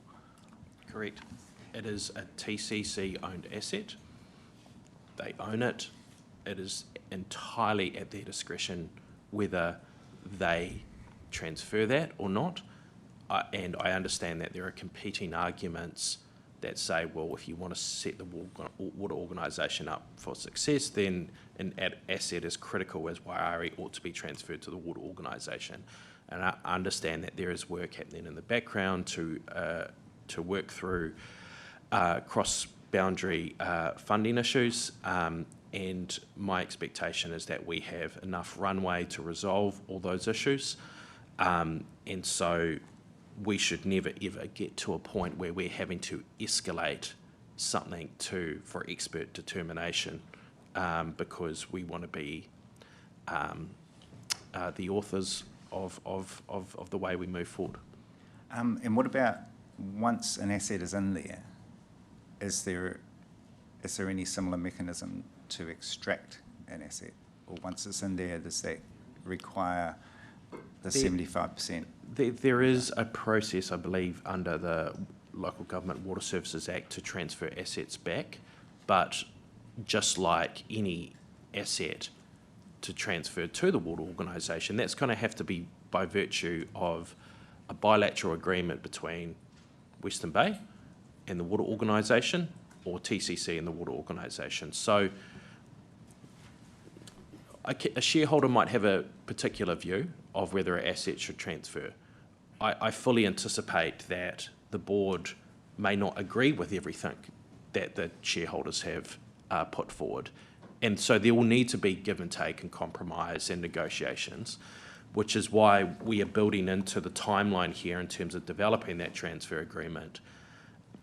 It is our intent to have a fairly worked up draft of the transfer agreement by Christmas to allow both the board and the individual shareholders to have those robust conversations in early 2027 to resolve any of those trickier sorts of issues. Okay. And then 9.3, conversations I've had with staff and with Kevin have indicated that there's a bit of a different approach now in terms of stormwater which will be presented. So just looking at those clauses, I'm just trying to understand if we were to sign those off first in the shareholder agreement and then had the stormwater issue come back to us, how does that sort of work? So there are existing resolutions from both councils that responsibility for all three waters will transfer to the water organisation. So this water organisation will be a three waters organisation: drinking water, wastewater, stormwater. What we have set out here is direction around the setting and collecting of charges for each of those waters. Now, some for business reasons, some for revenue collecting reasons, some because of the cost of establishing IT processes, there has been a direction that at least during the transition phase, the councils will likely, at least in respect of, I think, wastewater and stormwater, will be responsible for setting and collecting of charges as agent for the water organisation. And as a result of that direction, what it means specifically in respect of stormwater is that they can set and collect the charge based on the Ratings Act. And so that allows the council to use a property's rateable value to set a stormwater charge, which I understand has always been a strong preference of this working group and of the councils.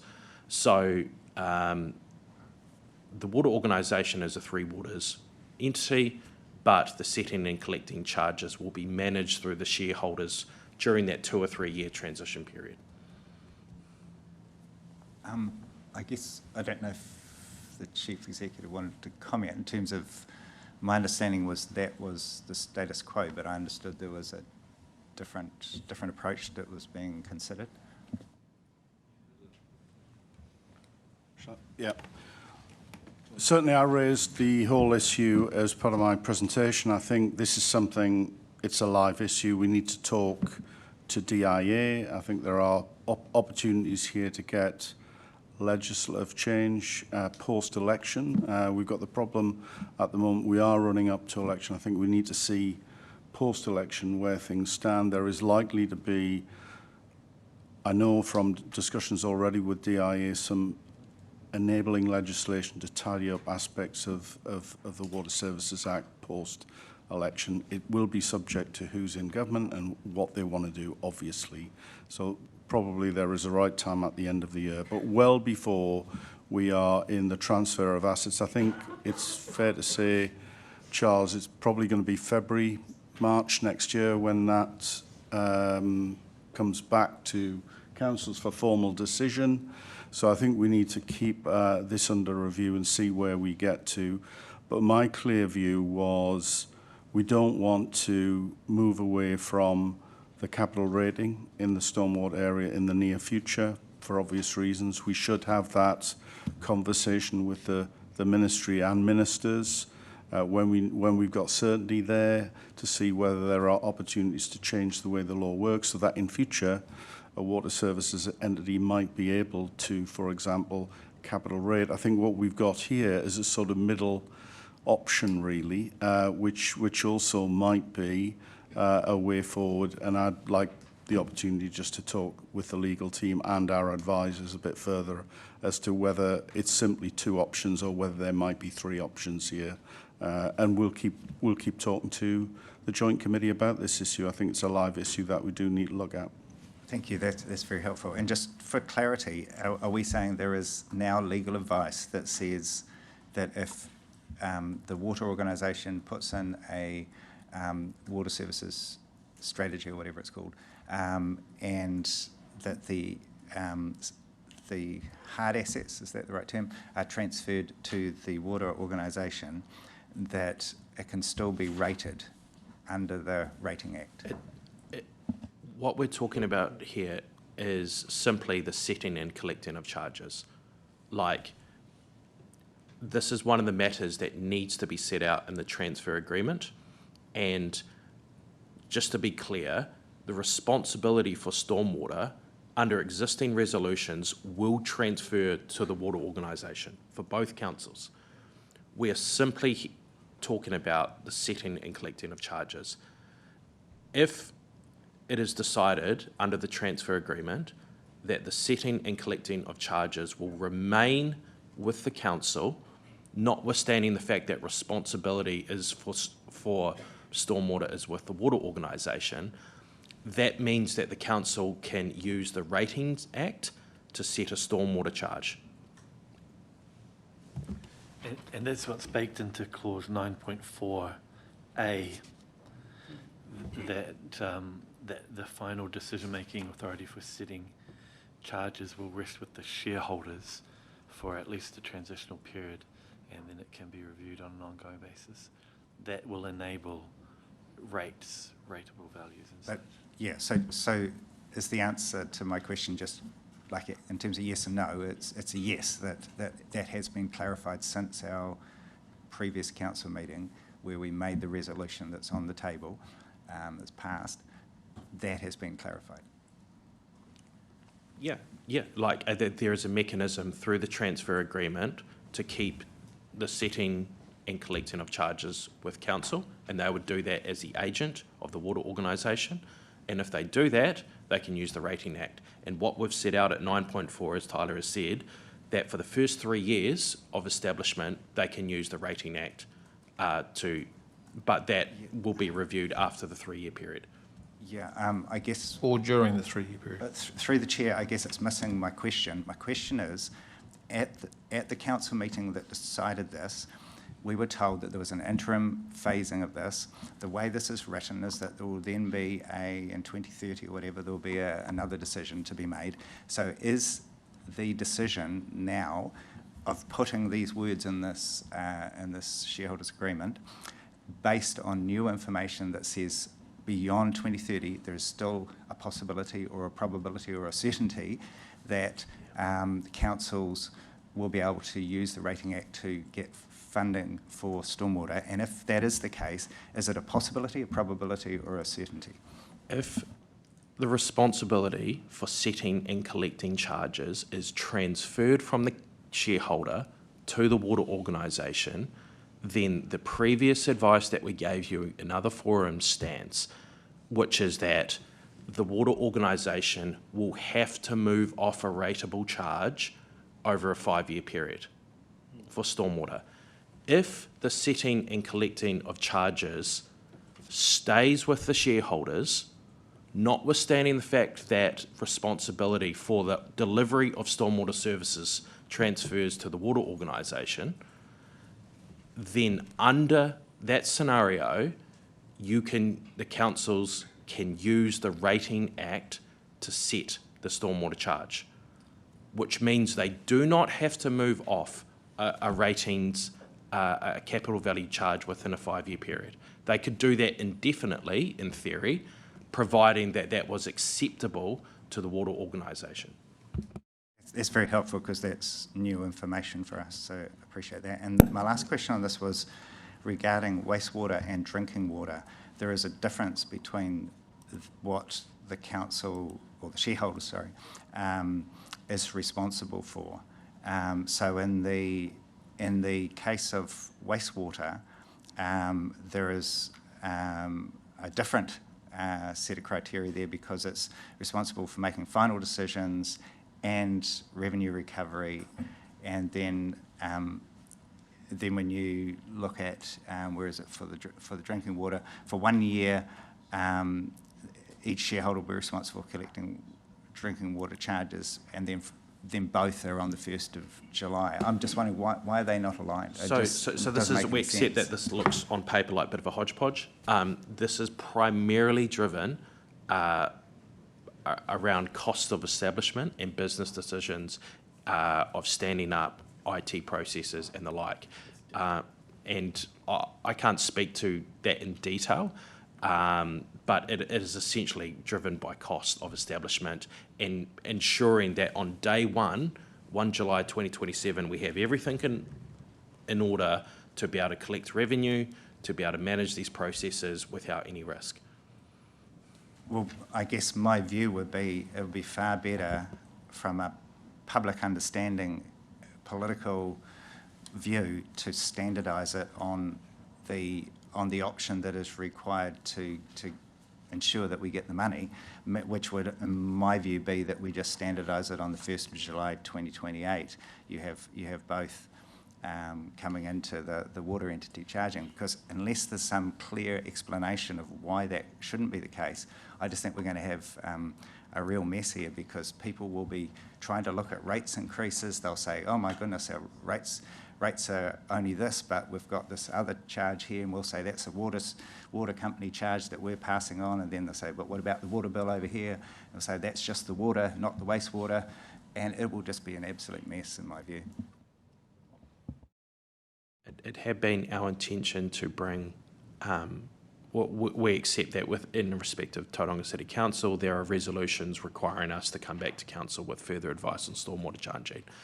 It was our expectation that we would bring a paper back on that for the council meeting at the end of July, and perhaps that is where we can provide that thorough explanation. But really what you are seeing here at 9.4 is driven by establishment costs and business decisions as opposed to legal ones.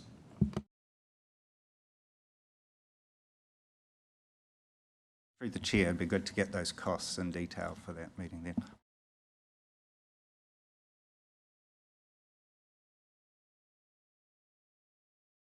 Mayor Denyer, please. Thank you. I've got a few. Again, I'll try and get through quite quickly.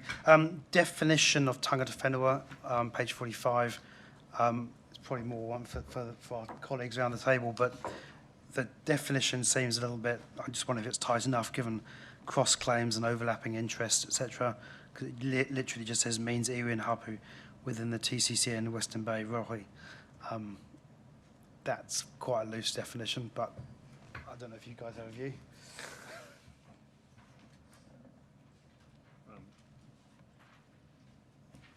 Yes. Tēnā koe. Me Denyer, yeah, that is a very loose definition and not very helpful in terms of what we've already talked about earlier today, but we'll pick it up in the later presentation.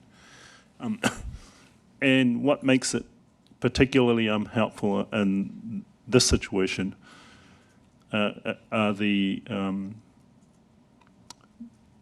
differences of expectation under the Local Government Act and the Water Services Act, and the particular emphasis on treaty settlements. That's going to make life difficult. So yeah, consideration to a more appropriate definition of tangata whenua and what it is definitely required, but I presume we'll pick that up in the next conversation. Yeah, or reach out to us and provide us with your preferred definition. I think instead of us trying to It'd just be helpful to have that written feedback, I think, so there's no misunderstanding. And I think to assist that conversation would be those remarks that we made at the outset with respect to the constitutional document. So that stepping through of what tangata whenua looks like, which is why it was up in that definition, the interpretation provisions for the constitution. And just on that, I think that there's probably, and it's set out in that document, just a number of other things that we considered would be helpful to the water org if the kaitiakitanga was expressly defined, mātauranga Māori expressly defined, te tiriti o Waitangi, treaty settlement obligations, and then the tangata whenua advisory input. Just noting that that meant the written input provided by tangata whenua in accordance with the agreement on these matters. So we've just tried to step it out so that there's no ambiguity across the two documents. It would be helpful to have some direction that, to the effect that even if those matters are not expressly addressed in the substance of the terms of the Constitution or the shareholders' agreement, that this group would still see that there is utility in having those terms defined, so there's a clear understanding of the meaning going forward in anticipation that one or more of those terms might in fact be addressed in the statement of expectations or otherwise, and therefore everyone would benefit from having that agreed understanding of those terms. That would be helpful. I also think that there'd be merit in hardwiring these interpretations into these two foundational documents, again, to ensure that there isn't any inconsistency or misunderstanding in terms of what, you know, Kevin and his team are going to be required to ultimately undertake. From my perspective as chair here, we've got three different groups here, all trying to articulate their point of view, which is great. I'm enjoying the conversation, but there's two councils here, and we have to come up with an agreed position or a view or a consensus that we think will get approved by our two respective councils.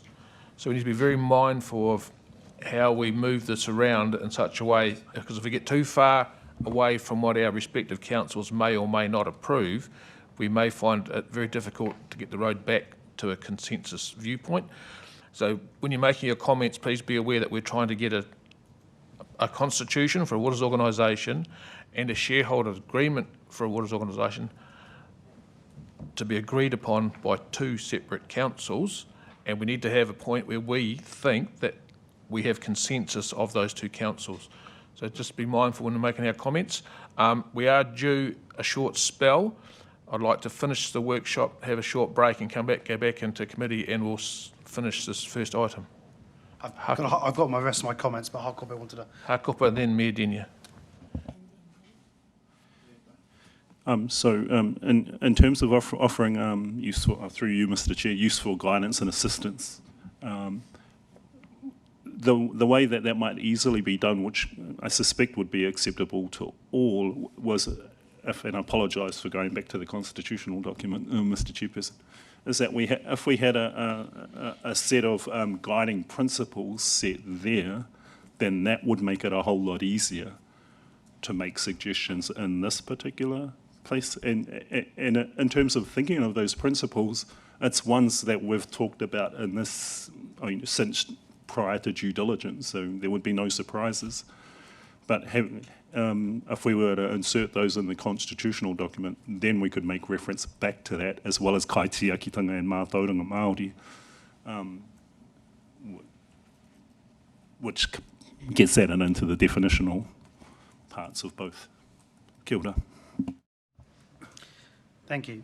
So moving on to section 3.2, and that's about the transfer of ownership of assets with the financing aspects. That mirrors my comment about the Constitution, so I'll leave it there, but that's 3.2 mirrors that issue. Moving on to 6.2, says the joint committee will be established as a joint committee under clause 31B of the schedule A of the LGA. I just want to make sure that this can be resolved, that this is an enduring joint committee and that we don't have to, it doesn't get dissolved every triennium.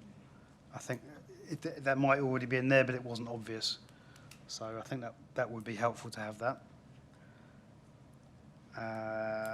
Moving on to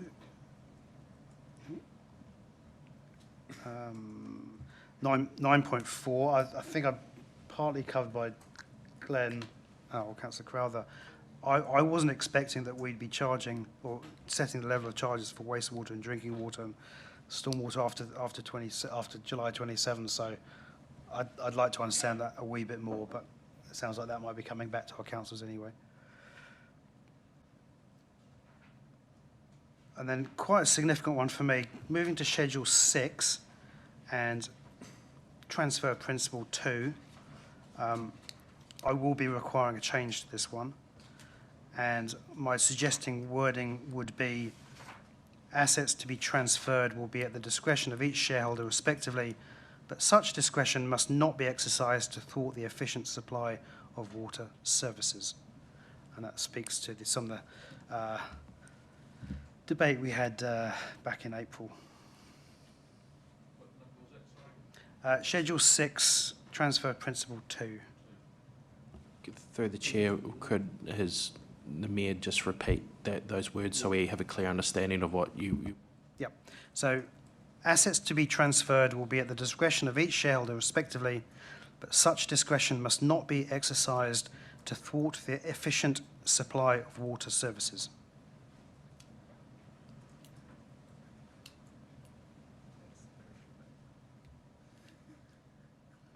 And the bit about the work in progress, that carries on. Okay. Moving on, schedule, where are we now? Schedule 10. Oh no, sorry. Schedule 7, terms of admission of new shareholder. 2A, the wording in that just gave me a headache. I mean, it was, I'm sure there's a better way of putting it. I can't just say everyone gets equal numbers of Class A shares. But anyway, that's a drafting issue. Then we're on page 77, and it's the board skills matrix. I thought we'd decided to delete the bit about diversity and inclusion. Oh, if that's made it through, my apologies. Okay. And that's me. Thank you. On that one, Mayor, I went back and looked at the minutes. Our Tauranga City Council, we removed 2 words, and then there's a slight grammatical area in the English language. There should be an of in there, but the portion change, we just took 2 words out based on the minutes of the meeting that was done at, unless your council made more substantial changes. This is what I was recalling last night when I was reading through here. So if you've got a more, or if Adele has a more detailed recollection or resolution of that. So I think, I mean, potentially I think we resolved to remove gender and ethnicity. Yes. That paragraph in there is slightly more broader in terms of cognitive styles and cultural experiences, etc. I mean, I'm comfortable with it. I just want to reflect what our council resolved.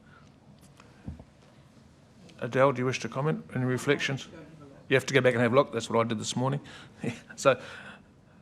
But realistically, the commercial term sheet now is not quite an historical document, but it's a foundation for reference type document. Once we've signed off on the Constitution and the shareholders' agreement, the commercial term sheet just becomes a background document?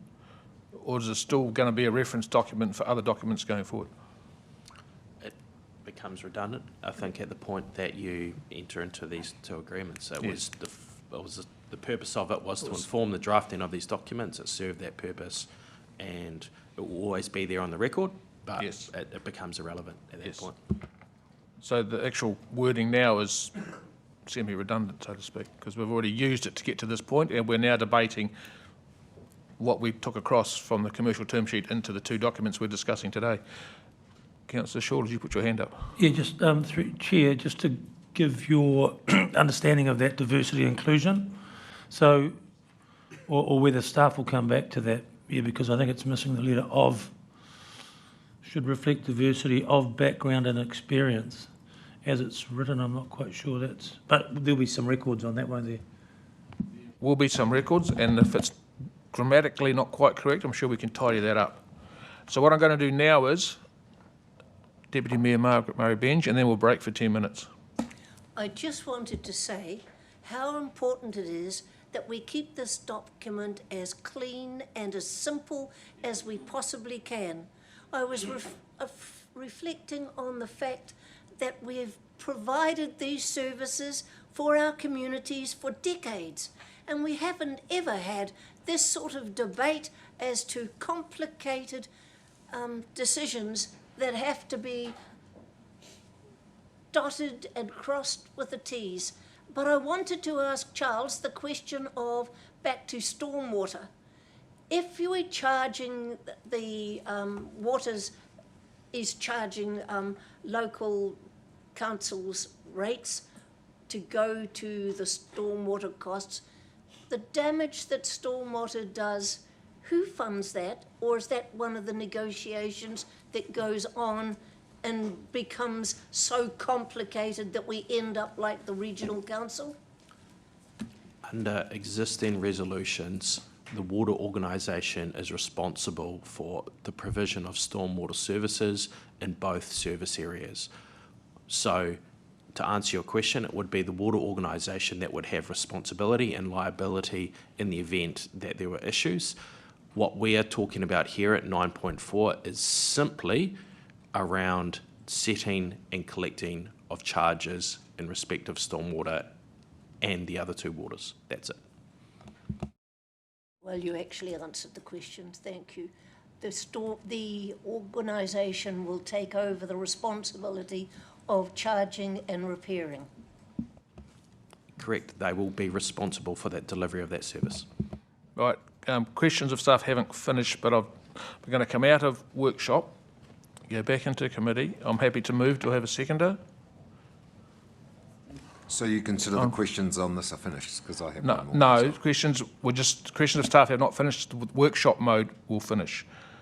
Honourable Kiritapu Allen has seconded that. All those in favour? Against? That is carried. We're now back into committee. On that note, committee will adjourn for 10 minutes. We'll be back at 11:50. Have a walk around, have a coffee. Adjourned.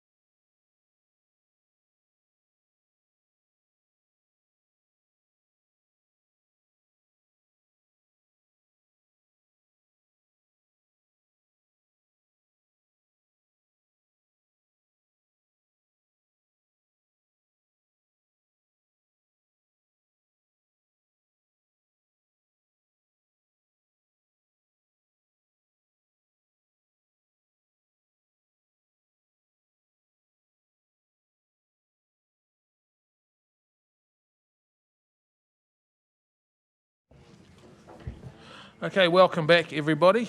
We're in committee. Now we've had time for reflection, had a hot drink. Do we have any further direct questions of staff? Councillor Elvin.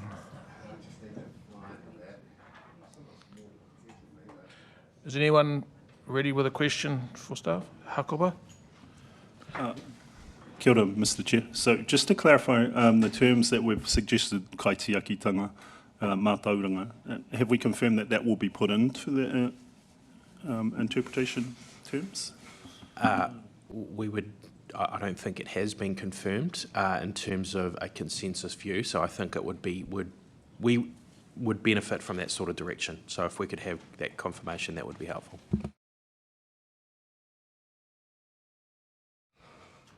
Are we discussing that be by definition in the shareholders agreement? I think or by definition into the constitution? I think it's probably... My shareholders agreements, my personal... I would have thought the constitution would, to put it as term within the constitution, just so that it's clear and applies to... They're two different documents controlled by two different acts.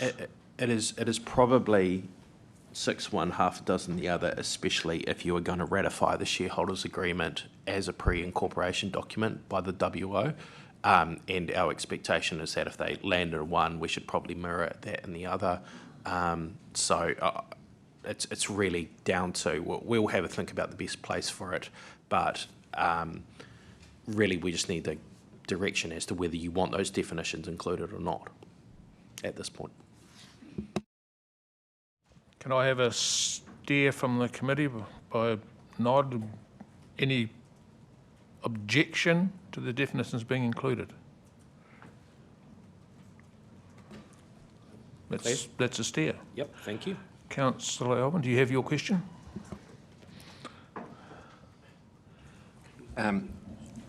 It's been alluded to a bit before, but I want to just revisit the disputes issue in 9.2 and the general disputes provision in the shareholders agreement, partly because it did give rise to some quite testy discussions between the two councils about some of the transfer issues and this not happening in a pipe, not coming across and all that. And I don't particularly want to revisit that. And I thought we had resolved the process. And then it followed on from the conversation, Charles, about the ability for councils in that transfer agreement to be fixing their own arrangement in terms of stormwater and those sorts of things. My problem with clause 9.2 is in the case of a dispute in the transfer agreement between the council and the company, then only that shareholder can escalate it, yet it may have impact on other shareholders. So the very clear issue is that that issue may well give rise to effects. Something we arrange with the company may well have a detrimental effect to TCC, rather than restricting that. And that's at one level. I'd already had the level in terms of how it could be escalated under the general dispute provisions in 13. But I just wanted to clear that up. And I did want to make sure that the dispute resolution process in clause, as I say, 13, I think, included, it's a bit of a very simple sort of any disputes. No, if there's a dispute has arisen, and you know whether that it could extend to anything to do with the services of the water services delivery issues, and including the terms of reference, because I think I want to catch that there's any stuff that's arisen throughout all of our discussions that come back on the table to be part of a dispute resolution process. So double-edged there, really. Yeah, so maybe if we tackle that in two phases. 9.2, that refers to disputes arising from the transfer agreement, and the transfer agreements are in their nature separate. So there will be two separate transfer agreements. And that's why there isn't scope for TCC to interject into Western Bay and the company's transfer agreement via clause 9.2 because TCC won't be a party to that transfer agreement. So you're right in pointing that out. This doesn't give scope for TCC to say we dispute this aspect of Western Bay's transfer agreement. Yeah, and particularly when that, because that pricing thing gave rise to that for me, because it's actually not probably possible for us going forward to say what TCC agree or what Western Bay agrees with the Water Services Agreement may not have an impact on how Western Bay want to deal with it, or vice versa. So that was an issue there. Yeah. So then I suppose the second part of your question is, if TCC can't interject via clause 9.2, could it raise a dispute under the general dispute provisions? And if not, based on current drafting, can that be expanded? That's about it. I think this can be dealt with in less of a kind of strict drafting way, and I say that in the context of the shareholder obligations under Section 5 of the Shareholders Agreement. And in there, it talks about compliance with laws, spirit of collaborative working, and no surprises. So my expectation is that any of those really challenging issues, like withholding a key asset, will come as no surprise, because it would have been at the forefront of our discussions over the next 6 months. And my expectation is that we'll be able to work through those processes with either within this forum or individually between the board and the council. So I accept that this process is maybe less than perfect. Crikey, you like jumping from poacher to gamekeeper, do you, Charles? Eh? typical lawyer. My particular concern about this is, it was an issue that created some considerable friction between the parties, and that's why I'm specifically raising it, and more than anything else. And I hope, and the other thing is it may well ultimately be academic as well, but. Yeah, on a brief skimming of clause 13 with this topic in mind, I don't see that the disputes are overly restrictive. I don't see that would prevent one party raising this issue if it felt inclined to do so, even if it had to be under the no surprises kind of provisions. I mean, it's just a matter of what other people's views are on that, rather than just Yeah, we're us. asking direct questions now and looking for answers. Are there any more questions? So this entire meeting is obviously recorded, so our staff will have access to the transcript to review everything that has been stated. I'm looking for guidance from the committee as to the next step around how we get to an agreed position on the Constitution and how we get to an agreed position on the shareholders' agreement. Do we get staff to take on board everything that's been discussed today, give the current Constitution shareholders' agreement a draft, and then circulate it to us? Some nodding heads. And then we can do a collective agreement on it at our next meeting once we've seen what's in it, given written feedback, do some track changes to staff so they can but do it in a way that's very professional and trying to achieve an outcome, and also bearing in mind that this will eventually go before 2 full councils for approval and sign off. So we have to be very careful that we keep what we think the councils will tolerate and accept as an appropriate way forward. Honourable Kiritapu Allan. Mr. Chair, that seems like an absolutely pragmatic way to move forward. The only additional thing I might add is if there's a yes/no column included, so we're not having to wordsmith on the day. Essentially, we agree with it or we don't, and Bob's your uncle. I love yes/no columns. I definitely support a yes/no column. Councillor Crowther. Channeling our Deputy Mayor, I think a series of action points would be helpful, because at the moment I'm thinking we're not giving clear direction of what to include or not to include. So unless we did, and I flicked a couple of things through, either I think it needs to be sort of like a proposed amendment to see if, to test out the people in the room on the various issues now, today, or it's a series of points for staff to come back with. Otherwise, we might do a rerun. We might have, well, you didn't pick up on this, or you did on that. And So in relation to all of the emails that we collectively have received, staff have all of those. They'll work their way through everything and put into either the Constitution or the shareholders' agreement where we've indicated appropriate that feedback. In relation to some of the points, I believe Charles has some direct comments in relation to Councillor Crowther's email that I've received. Yeah, it's just seeking clarification, Mr. Chair. Are you talking about the ability of the shareholders to comment on the annual budget? That Yes. particular, okay. So I understand Councillor Crowther, and perhaps on behalf of Councillor Morris, has raised this issue of the ability for shareholders to comment on the annual budget. We accept that this issue wasn't expressly addressed through the commercial term sheet process, but it was addressed in the sense that there was a clear direction from the joint working group, which was ultimately endorsed and approved by the two councils, that the extent of the shareholders' ability to comment on the water services strategy would be limited to commenting on a draft. That's it. You wouldn't be able to say, no, we require you to make these specific changes, or to force their view of the world on onto the board.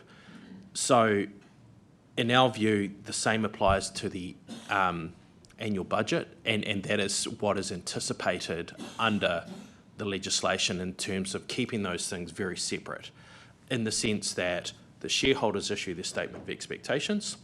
The board must give effect to that statement of expectations through the water services strategy. The water services strategy self-evidently is going to inform the annual budget.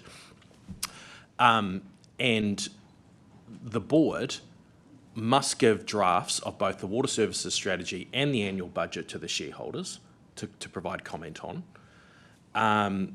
And they must take those comments into account when they finalise them. So there is a reasonable amount of oversight here, but under the Act, they are separate processes.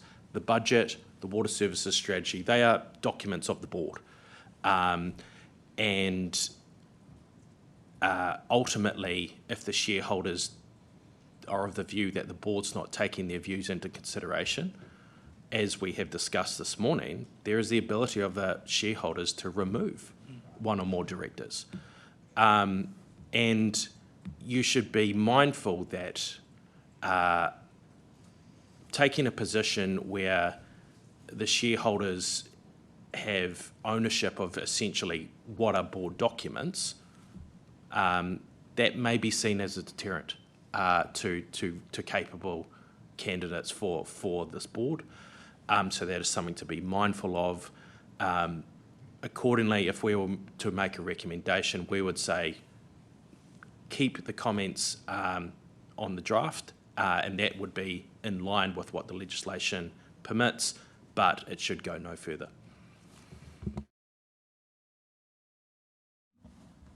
just speaking through the chair to that. Quick question, yes. Oh, okay. Oh, well, I'll address it later if we have to have a... Did you have a question yourself? No, I was just going to respond to that from a country perspective, that's right. 30 seconds. We're just trying to get the questions out of staff, really, in a way. So in relation to the second portion around the meetings being public, do we put the board operates under the Local Government Act and the Lagoma Act in the Constitution, and does that cover it as opposed to explicitly stating it? It's already covered. I know it's already in there. In the sense that they have to comply with all applicable legislation. Yeah. So we don't need to spell out exactly what that legislation is. Yeah. It's unnecessary.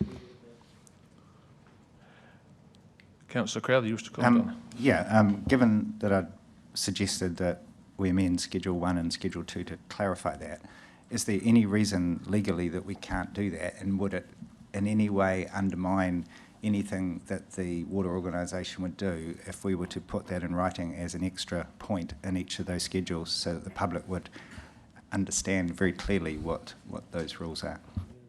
There'd been nothing stopping you from confirming what the legislative position is, and we've confirmed that with respect to board meetings.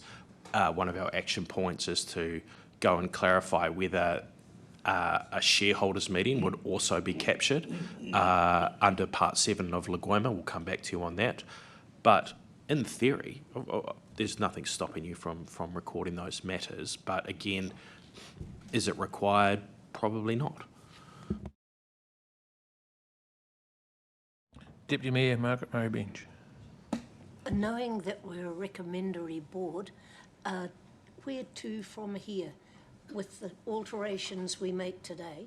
Is that final, or do we take them back to our respective councils for them to overview and then come back again?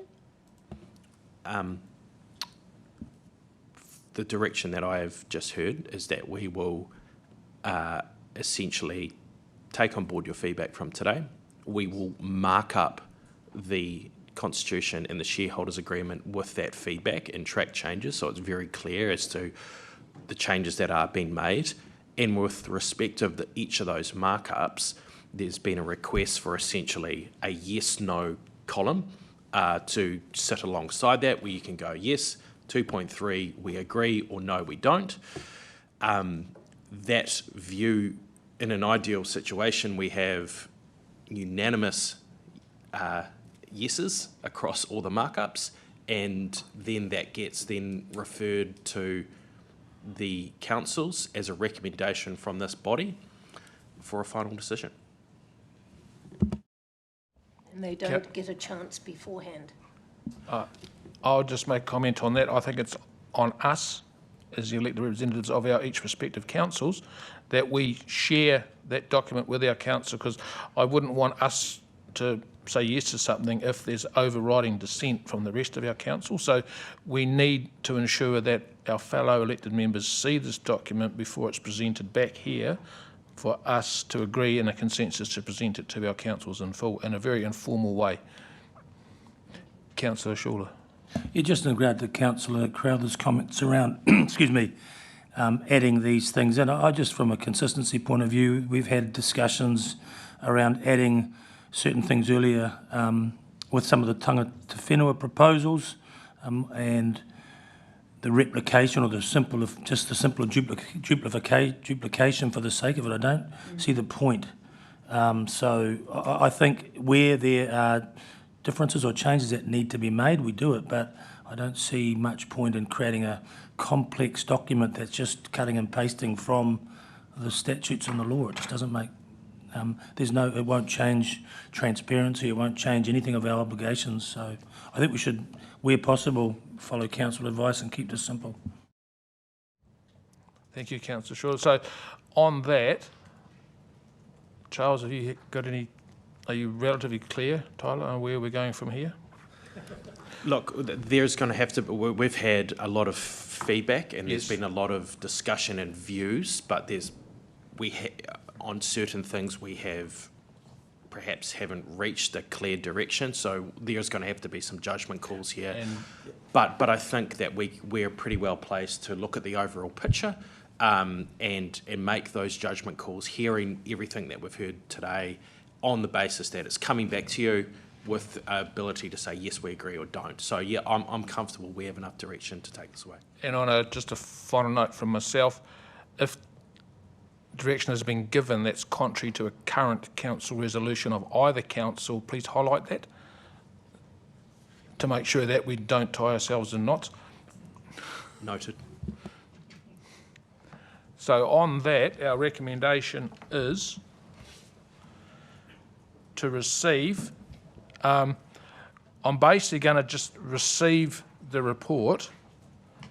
There's obviously lots of it. We're not going to go through each potential amendment, but there will be an amended document coming back to us by way of an amended constitution and an amended shareholders agreement.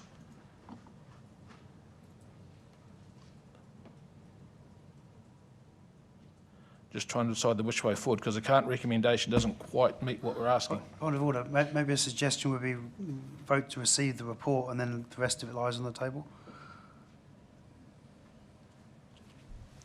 Excellent suggestion, Medenia. Are we agreed? So perhaps if we just say that the report's received and that the staff be instructed to provide a further draft in accordance with the terms of the discussion, I think that's where we've got to. Yeah, but I'm also very conscious that when it comes back to us, parts B and C will be applicable. If we don't reach agreement from a yes/no column, there may be some minor changes. So if we vote to receive, leave it on the table, or leave the C and B and C on the table, or do you want to just leave the whole thing and sit on the table? I just want to tell someone to get on and do the job, that's all. Yeah. So your recommendation was, Mayor? Receive the report and then let the rest lie on the table. The rest of the recommendation? Yes.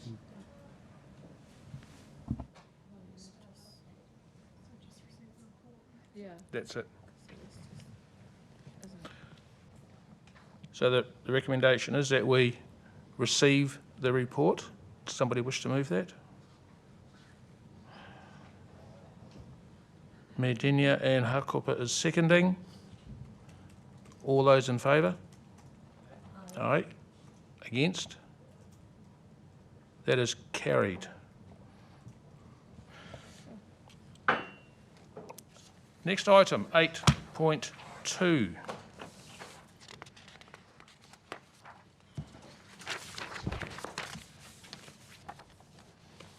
Development of a tangata whena workshop plan.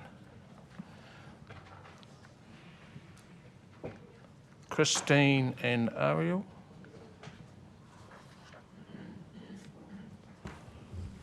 Morning. So this, you'll recall through the joint working group work that we did from January through to late March, that there were a series of matters related to tangata whenua relationships arrangements that currently are in place or what should be in place going forward.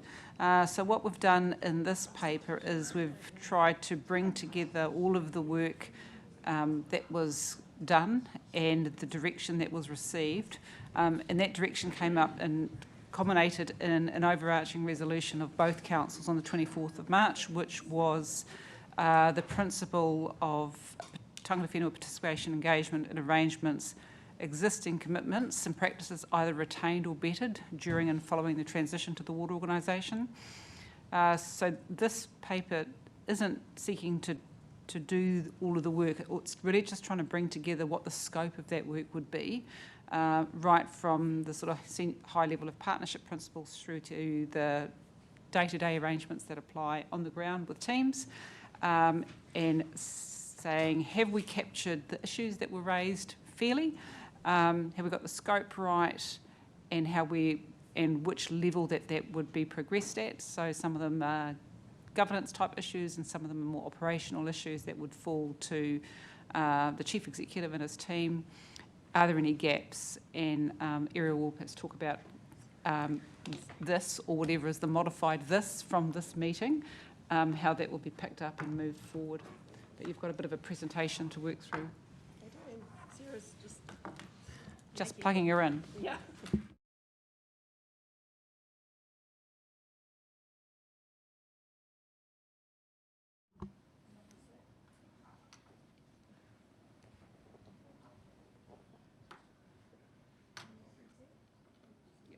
Okay. All right. Do I have to push anything for this one? Yeah. Okay. You're on the screen. Kia ora, team. So with this, just following on from Christine's introduction, just working through this presentation, we've spoken about the background, so I'm not going to go over that again. But this slide and the next one set out the components that we have identified, and so we're keen to get feedback on those. One of the principles that we were working on was that this work plan would be a co-design approach. So this is really just a starting conversation with the intention that the final work plan is developed collaboratively. So in terms of the scope, we had the partnership principles. Those came from through the joint working group. And we've noted there some of the questions that we think would need to be answered and who would progress that. Do you just want to work through each row, or do you just want to go to the end of the presentation and then provide feedback, or how would you like to proceed? How many slides are we working through, Ariel? Just 2. Just 2 slides? Individually? Yeah, sure. Deputy Mayor? Oh, just on what process do you wish to follow? See the whole presentation, or to speak to each point individually as we go through?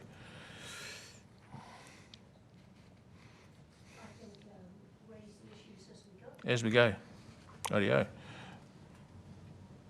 Honourable Kiritapu Allen, do you have a statement? Yeah, thank you very much for preparing this document. It was really helpful just to see the line of sight in terms of where we're thinking about going. Just a preliminary question was just in terms around timeframes and what that might look like practically. And secondly, in terms of who to progress with, we've had a discussion here, probably in the first instance, really dealing with iwi, because that's where a lot of the different obligations sit, the treaty obligations. And then that might assist in terms of if there are other entities and groups to progress with, that will help clarify. But as we went through, we thought this is by and large a workshop to be had with iwi leaders, or that settlement entities at the very first instance, and then from a Ranginui perspective, it would be a hapu, but we'd step you through that in that careful way. So in terms of the content, I thought that you'd well captured the scope outline. Just reflecting on the conversation, the additional document you prepared in conversation this morning, in that partnership principles, it may be worth adding another bullet that actually defines what settlement obligations are, because I don't know if there's a common understanding of what that is. So I think that might be really helpful.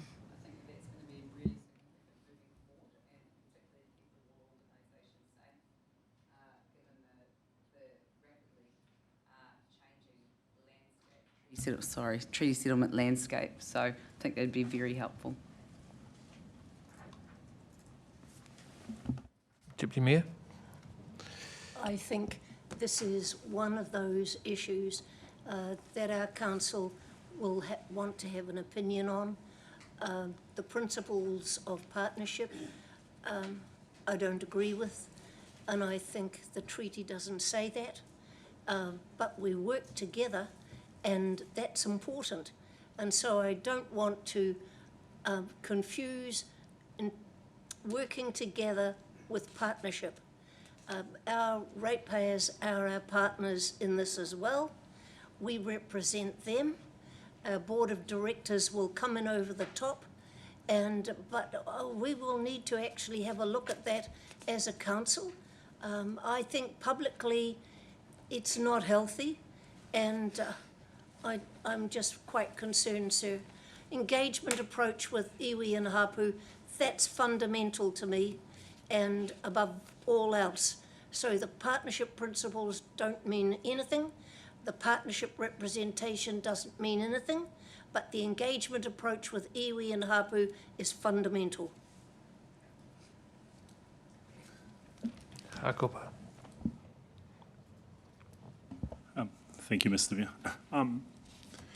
So just in terms of how you've laid this table out, thank you very much.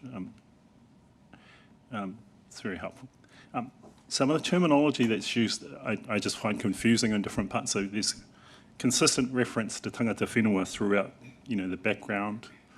But in different context, whoever that tangata whenua group is differs. So sometimes it looks as if when you're referring to tangata whenua, it's tangata whenua reps on this committee, and other times it's members in other spaces. So, you know, just a bit of clarification as we go through this process as to who do you talk to and when for what, will be very helpful. So, in coming up with the table of actions, that more targeted who the tangata whenua audience is will be help bring clarification for all of us. And then, and we've been touching on this on and off in terms of the settlement responsibilities and the treaty relationships, and they're two different things. How you manage, we manage that is going to be key to how this works.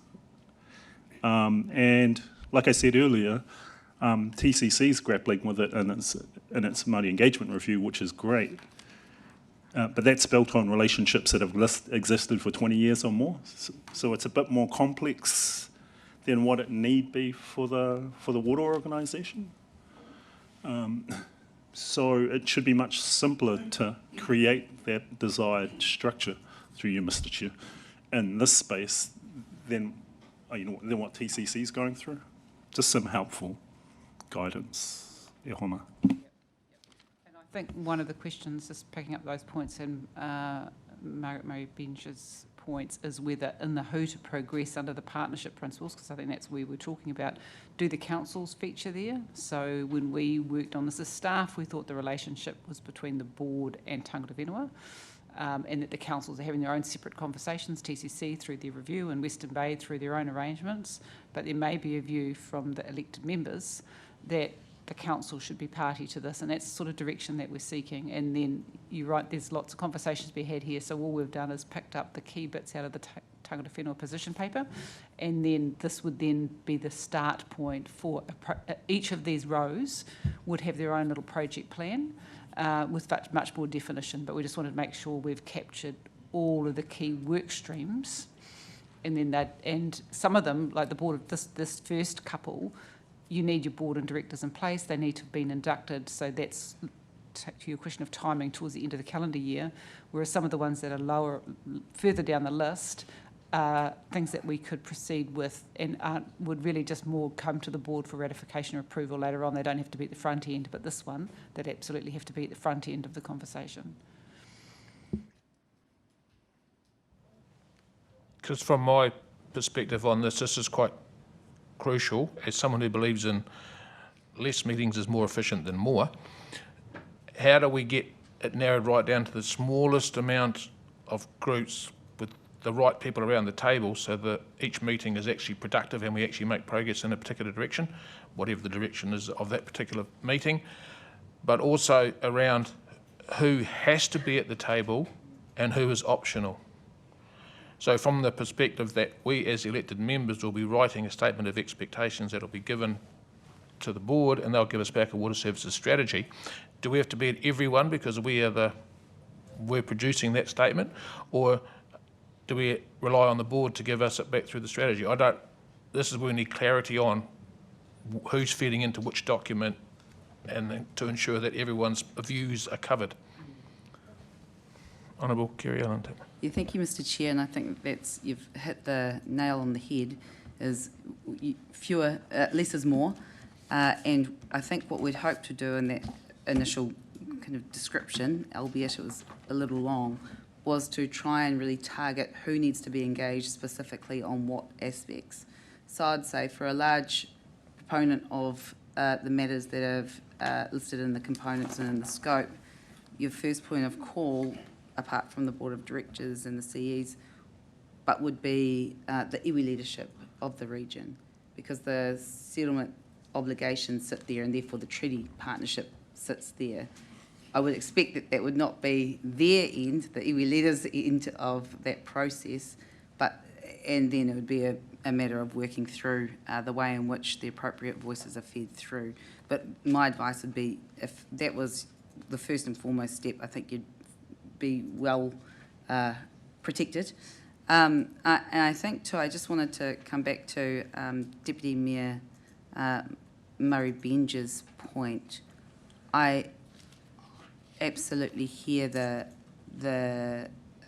where those comments come from, and I guess the only additional point I want to make there, and I feel like I've been harping on about it a little, but there are just so many statutory obligations on this organisation that we want to make sure it's successful by dint of adhering to those and not inadvertently missing them. And so, if back on that page 1, in the partnership principles there, you're really looking at, by and large, these settlement obligations and what does it mean in this current context to work together. And so that's where I think we will find a good layer of common ground, is that it's hopefully not some fluffy, piece of work that's done, but actually something that's really set out by statute, because a lot of these arrangements have been negotiated already, and that we're feeding those through to the water organisation. I hope that makes sense. Do I have any more questions for Christine and Ariel? Councillor Elvin. My concern about this is the potential to end up with 3 different processes operating in parallel, with one council having a relationship and another council having a different relationship, and then the water organisations having I know we live in this wonderfully deconstructive environment, but I think we can get together and try and get something that we can collaboratively get our heads around. So I'd just like to ask Christine that we proceed on the basis that it's not a them and us, it's all of us trying to get up with a comprehensive regional opportunity to get this right. It might take a bit longer, but I think the value will be in that investment if we can all understand what our combined approach will be across all the organisations. So if there's no more questions on this slide, we'll move to the next slide. Just a simple comment, Mr. Chair. This goes back to the point, if we have clear principles guiding the whole thing, that's the glue that brings it all together. So careful selection of what they should be will make it a unified rowing of the waka as opposed to a trimaran split. Kia ora.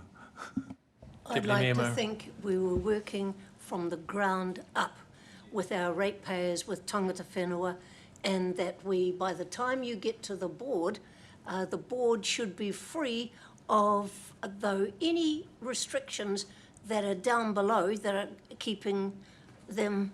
I just don't want to see all those requirements demanded of the board for every meeting that they hold. And there should be a freedom there. And that's why bottom up makes sense to me, and how to involve the whole community. I like working with iwi and hapu, and we've done it for a long time. And but to think that they will then go on and demand more than what the elected representatives are wanting just doesn't add up to me. Can we just finish the PowerPoint? Then we'll have questions and then we'll do general conversation. Kia ora. So on this slide, we've got the water services strategy, resource consents, operational policies, and the organisational templates, tools and training.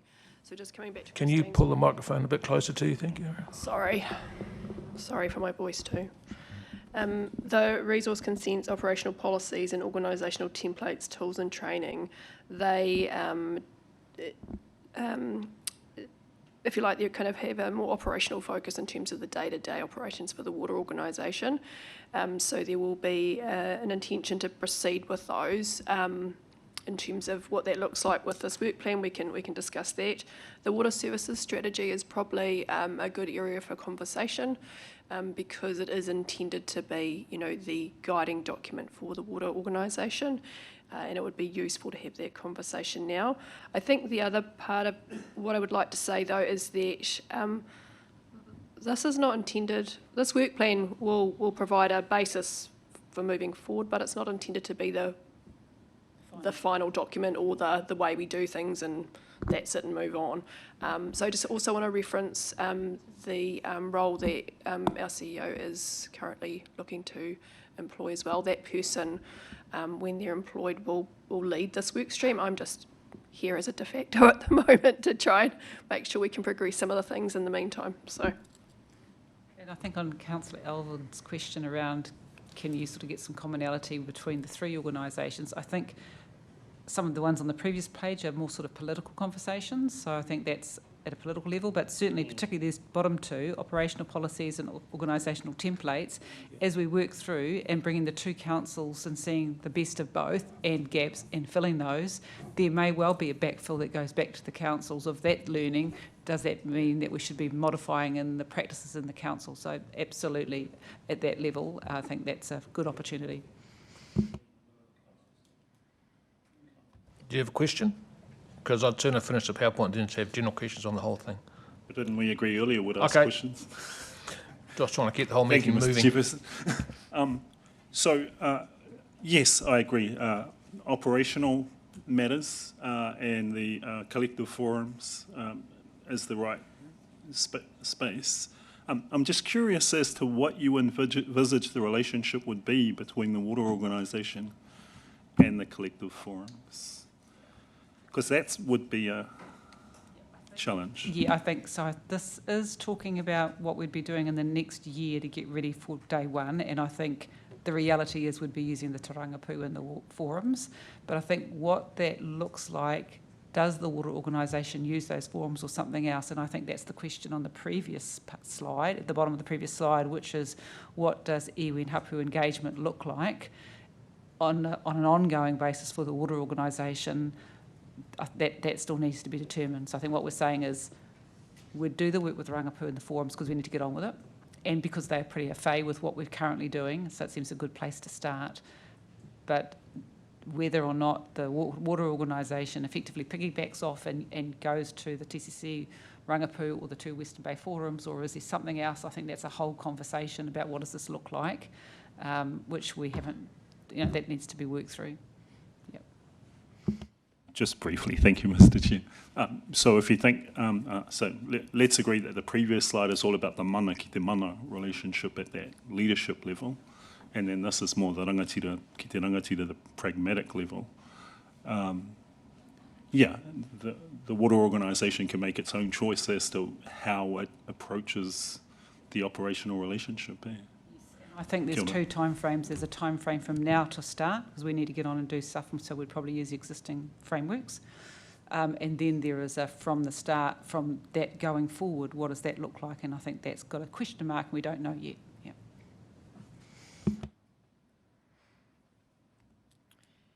This is just the next steps in terms of what we're planning to do.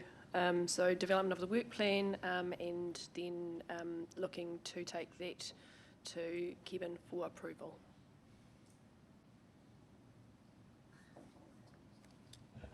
Deputy Mayor Margaret Murray Bench. I'd like to ask the question of, we find at the moment that there's conflict, and how do you make sure that there's an honest relationship and that the board is not held up by some difficulty that should have been solved a long time ago, much earlier. And there are a number of issues out there at the moment where tangata whenua are being difficult. You only have to look at the port. And so you don't want to create an organisation that has a structure in it that could be a conflict option. How do you stop that, Kiri? We're currently asking questions of staff. We'll leave that one for general discussion.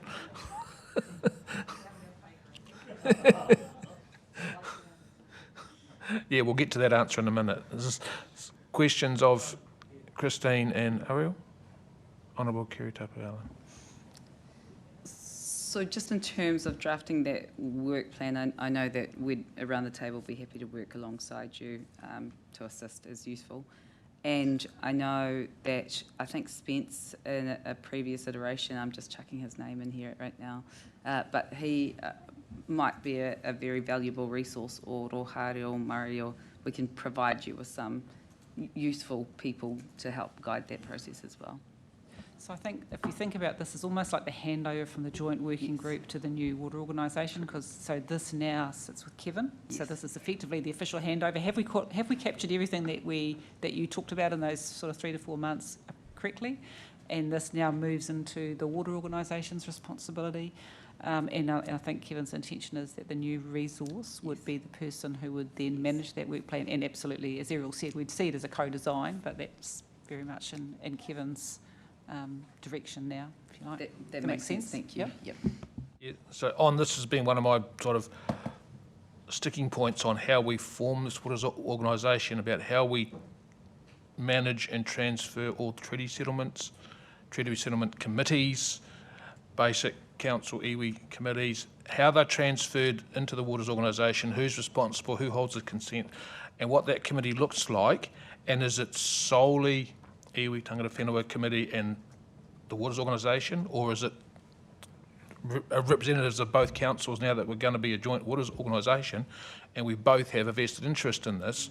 What does that committee look like, what the structure is? There's a lot of detail to work through here, and I want it done in a very cautious way, because if we're only really going to get one go to get this right in one respect, although whatever we do create will be a living committee. It'll be able to adapt and change with changing legislation, but we've got to get the basic foundation right, so when it's set up, we know it will function properly, and Kevin, as the Waters Chief Executive, and his board know what the arrangements are and know who to talk to. So, and I'm also very wary that depending on what happens in the local government space and how many councillors we end up with, we may be quite a limited resource if we get plugged into too many committees. So just be very conscious of the environment going forward, but we need to make very clear guidance about what we think this is going to look like.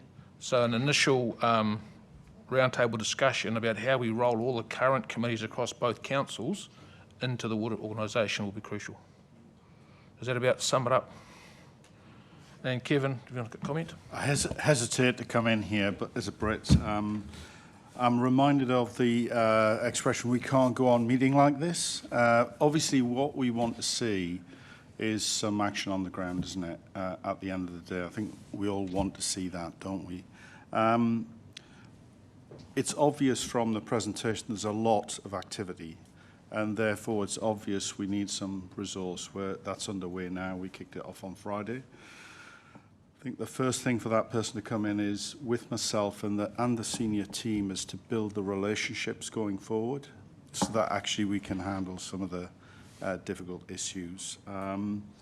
And that's got to start with a shared vision about where we're trying to get to. A recognition that let's be mature about this. We can't tackle everything at once. So let's identify some quick wins to begin with, to build this is the conversation we were having a couple of weeks ago. It's the same here. To deal with some of the simple things first. And what we want to aim for is a virtuous circle, so that we build some confidence, we get some wins under our belt to do the more difficult things going forward.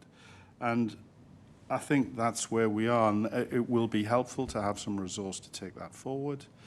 There's a lot of good relationships that are already out there that we can build on, but I think it's a sort of expression, is seeing the wood for the trees, isn't it? Picking a few things, do a few things well, build some confidence, and then hopefully we can do some of the more challenging things going forward. But obviously, once that person's got their feet under the table, they've been around for a bit, we'll come back to committee to talk about what an emerging plan looks like. Thank you, Kevin. Any more questions of staff?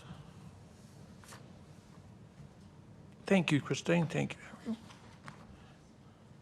And now I'll give Honourable Kerry Tapu Allen the opportunity to answer Deputy Mayor Murray Margaret Benz's question.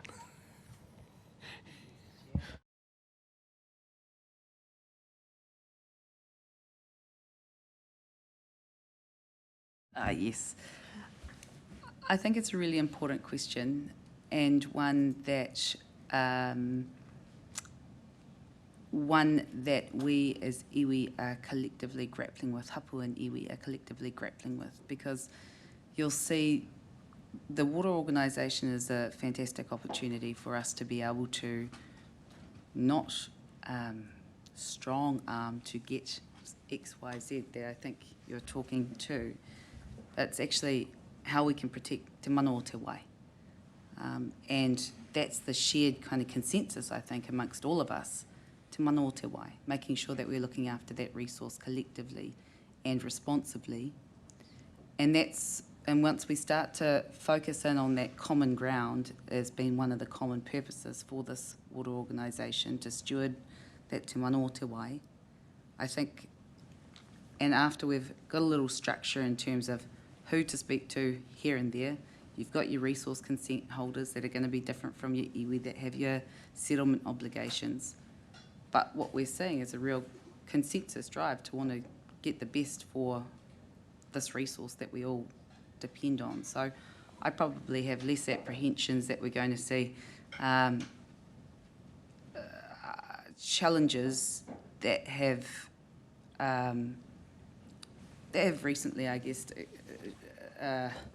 been challenging for the broader community. But this is an opportunity for us genuinely to work together, because that water resource is something that's precious to all of us. So maybe a little high level, but I'm an optimist, Deputy Mayor Murray Bench, and I feel like we can do these things together. The principle is right, and I fully endorse that, but I don't want to see some rogue hapu hold us to ransom. And that happens, and how do you stop it? I think that there's been some very clear legislative constraints and learnings that have taken from the immediate past. I think that's one safeguard. I think that where you do see whānau hapu iwi Māori oppose particular actions is where it is about the degradation of the Te Mana o Te Wai. And again, if that's our collective common ground, then I think that we'll be able to navigate those those waterways with diligence and grace. And I think we're also fortunate, not to lump them in personally, but we do have a mayor of the water organisation that has had extensive experience in working with CEO, Chair, CEO, you're everything at the moment. Te boss, all ngā bosses, but has had extensive experiences in terms of working with, been a collaborative leader on some of these very challenging issues. And I think his most immediate experiences over the hill with Waikato will probably steer us in good stead in terms of the way that we bed in some of the important practices that we need to adopt here as part of our region. I'm the optimist. Thank you for that. Do I have any other general comments? Councillor Schuler. Now, this is a question for Tangata Whenua representatives here, and just on the discussions around the suggestions of the initial level of discussions at iwi leaders and settlement entities. Settlement entities are certainly sort of understand at a basic level. Just a question, I suppose, with framing that at that level as the best way initially forward. What are, I suppose, the things for this group to consider? What are the potential hiccups or road challenges that might be there, and then if there are any, how would they be smoothed and enable this to progress? We have had a couple of examples a little recently at some of our other meetings where there have been a bit of conflict or challenge between different groups. So just for a real clarification, I suppose, how will this give us the best way forward?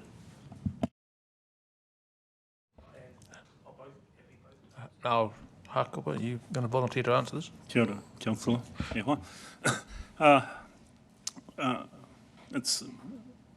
It's what we've been talking about throughout the morning. Who to speak to when, for what, etc. In terms of treaty settlements, which is only one small aspect of the water responsibilities, but at least that's where the statutory acknowledgements rest, right? So that's clear, and it's that settled or to be settled entity where that's recognised. So if that's at the higher level, then at the most grounded level, it's really the water consenting groups that are right out that at the water level. So somewhere in between both of those is the spread of who to talk to at the right time. And I think we've sort of stipulated it in our paper. In the consenting space, there are clearly identified hapu marae that need to be engaged with there. At a slightly higher level, then the collective entities, hapu and marae entities, will be the right place to go to. And that's, like we've just been talking about, more at that operational, monitoring, that type of level. And so the challenge is, where does the separation between that operational function and that leader mana to mana function, where does that kick in? And that's what's really unclear, and that's been the source of difficulties. Nonetheless, to pick up a point that was relevant and that my sister Kitty Tapu talked about, yes, the reconfiguration of those types of relationships is going to be a difficult one. But if you think of all the changes that have happened in the last 5 to 10 years across society generally, and all the adaptation that needs to have taken place, working from home, working at a distance, etc., then this is exactly the same thing about how do we adapt to be better prepared for a future where water is significantly more important than what it has been in the past, and the threats to it, right? So the point that I was going to make is that in this forum, as we know over the last 6 to 12 months, there have been a number of occasions where we have strongly disagreed, but nonetheless we have treated each other with respect and managed to navigate a destination point that we were all really happy with. Now, I don't see why that should change in this setting, because almost all of us have been in here and negotiated or navigated that journey. So, like Kiritapu, I'm very positive about what we can achieve here. And again, we always go back to that carnage at the Armitage, which was a year ago now. This is a completely different, enabled and empowered conversation that we're having, which we couldn't have even imagined we were going to have 12 months ago, just around the corner. Kia ora, Mr. Chairperson. Thank you very much. Wanting to keep this moving now, we have a recommendation in front of us that we receive the report, the development of the Tangata Whenua Relationship Work Plan, and this is a living plan. It's moving, it's going to adapt and change. Does anyone wish to move? Hakupa. Honourable Kiritapu Allen, do you wish to speak? No? Do you wish to speak? I put it to the table that we accept the report. All those in favour? Aye. Against? That is carried. Now we move to the last item on our agenda, which is a public excluded financial update. So now I'll give our team time to, I'm looking for someone to move us into public excluded. Councillor Alvin, Deputy Mayor Murray Benj, all those in